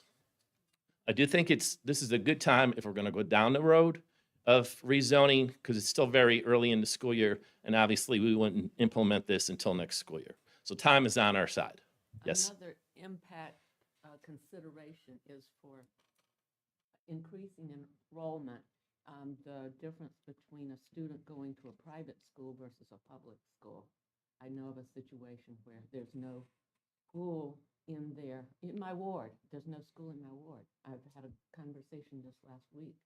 Parents considering their kindergartner or preschool going to private school, and I'm saying, no, go to, Right. So that's a consideration. Yeah, and this list could be 15 by the time we get through community meetings and surveying sorry. parents. No. That's one I hadn't thought of. But we're going to hear a lot of these stories and things we're going to have to consider as we move through time. And certainly family historical connections. We've got parents in the community. They went to Lakemont, they went to Vernon Johns, they've gone to a high school, and they want their kids to follow the same path.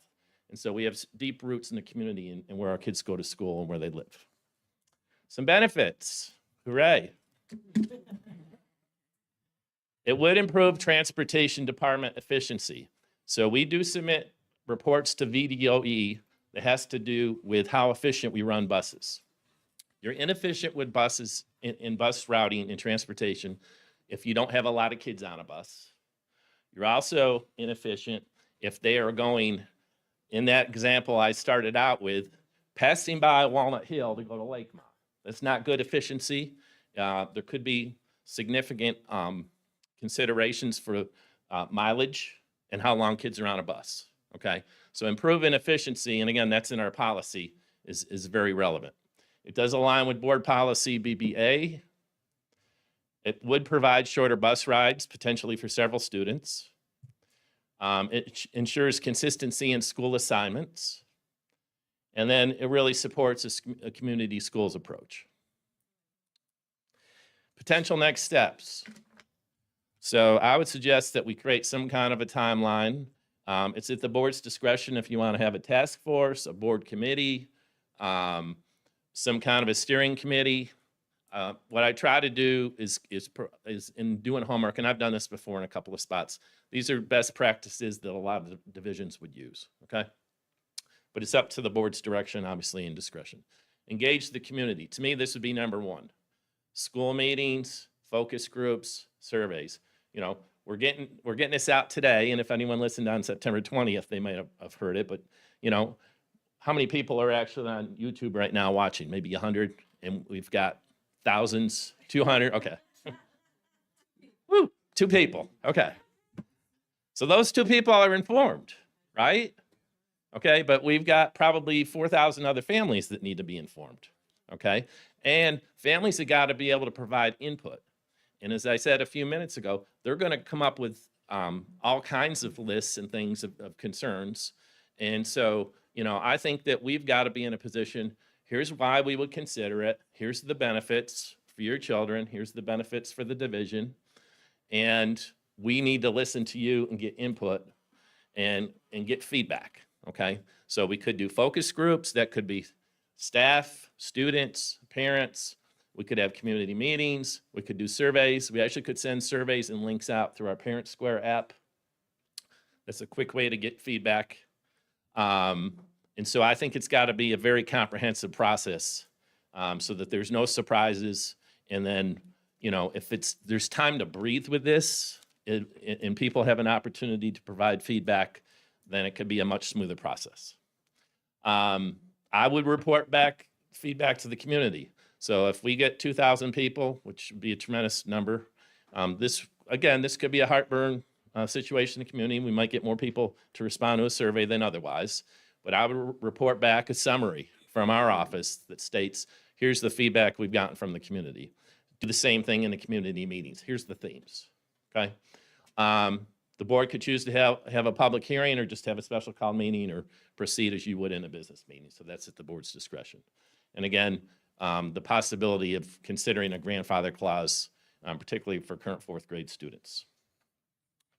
So that's a quick overview on what I would think would be a very comprehensive and detailed process. And I would consider the next step may be a presentation where we have our transportation folks in, and then we're drilling down into more specifics about the impacts on roads and streets and bus routes in our community in the school division. So happy to take feedback, questions. A question, did Ms. Felicia share with you how many students, elementary students are at Jesse Lee and I'm not sure, you all may know the name of the apartments beside Jesse Lee, the newer ones? Because my understanding there's senior living and then there's regular, Cavalier, okay, so it's Jesse Lee and Cavalier. She's working on that. Yep. We will be able to provide that at the next meeting. Yes. Yep. And also, I just want to put this out also, that we really need to start doing some planning and deciding how we're going to move forward with our strategic plan because it's outdated. And him and I had a conversation about that in Richmond. That's on my task list of 50. Yeah. No, but you're correct. Because under the MOU, it is required. Oh, it is. Yeah, and so we don't want to get dinged on the board. Well, and honestly, to that point, if we did surveys to the community, we actually could include this as a part of a survey to get feedback and build in a new plan. And you and I talked about that. I think I told you in one of my divisions, I held 30 community meetings, numerous surveys, and that really was a good starting point for us in getting feedback from the community and what was meaningful, and then we built that in the plan. So these could kind of be connected to that. Yes, I'd just like to say that our transportation department, they're the most closest to and the most knowledgeable of what's going on. So I would hope that we would be able to take a lot of that feedback because I've had conversations with Mr. Loach over the years, and she's quite aware of how we should be running our buses. And we're kind of crisscrossing each other and going around Robbins Barn and all that. So not only be cost efficient, be better for the parents, and it's a lot of wear and tear on our equipment, running them all across town when you shouldn't have to do that. So I would hope that we would take a lot of their input as we work together to solve this problem. Absolutely. She's the expert. I don't think anybody else can lead the work. No. I'm the messenger. Thank you. And lastly, I just want to thank my colleagues. When you go to the depths that you all go in building these presentations and the time it takes and just the level of detail and the work that you're doing, I'm proud to be working with you all. And it's just not today in being in front of a mic and on TV. It's every single day. So I think that there's an amazing, it's an amazing group of leaders here in Petersburg, and I'm proud to work with you all. So thank you. All right.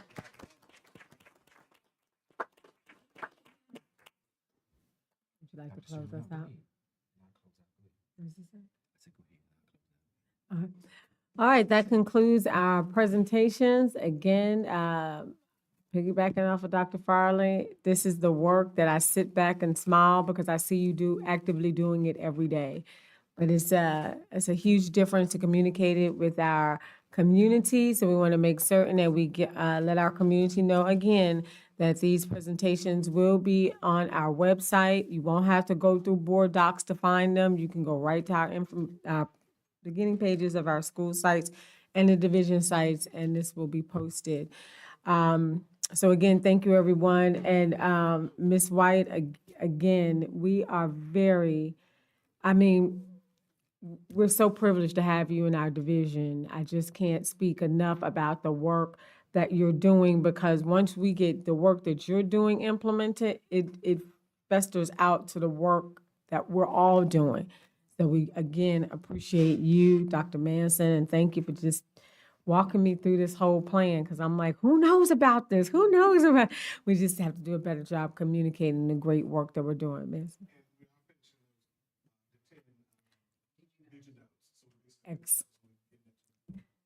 All right, board chair, thank you again. I know this is something you had on your agenda, board members, but it is really a pleasure to be able to come before you and showcase the work that we're doing to make certain that we're all moving forward. And I'm going to turn the meeting back over to the chair. Any questions, any comments before we? You good? Other than to say, I thought this was stupendous. Because at the regular meetings, they're very good presentations, and I learned. But I keep seeing the, either initials or, when I started playing this game, I was floored because I couldn't keep up with the bingo and understand. So I decided, being true to being a kinesthetic learner, I would just write my note, is what I was hearing, and that really helped. But I Wow. just thought you did an excellent job. Everyone coming forward. I'm just so proud to be a school board member. Yes. Learning.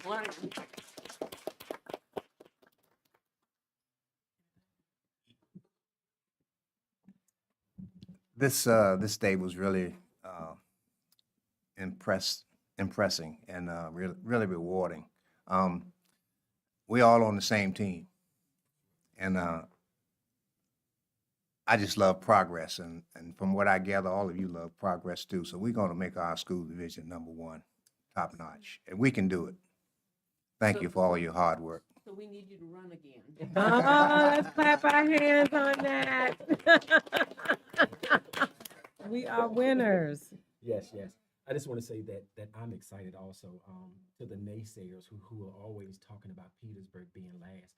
We are heading in the right direction. We are so fortunate to have so many of you who have stayed with us, and also so fortunate to our new leadership also that has come on, and Dr. Sterling, for bringing new leaders on also that is focused on taking Petersburg in the right direction. That's right.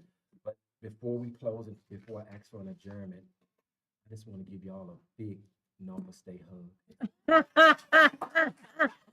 Look, behold. All right. Motion to adjourn. Moved by Mr. Dan, second by Ms. Proctor. All in favor? Aye. All Opposed? right. Motion carried. Meeting is adjourned. You all enjoy your Thank Saturday. you. Enjoy.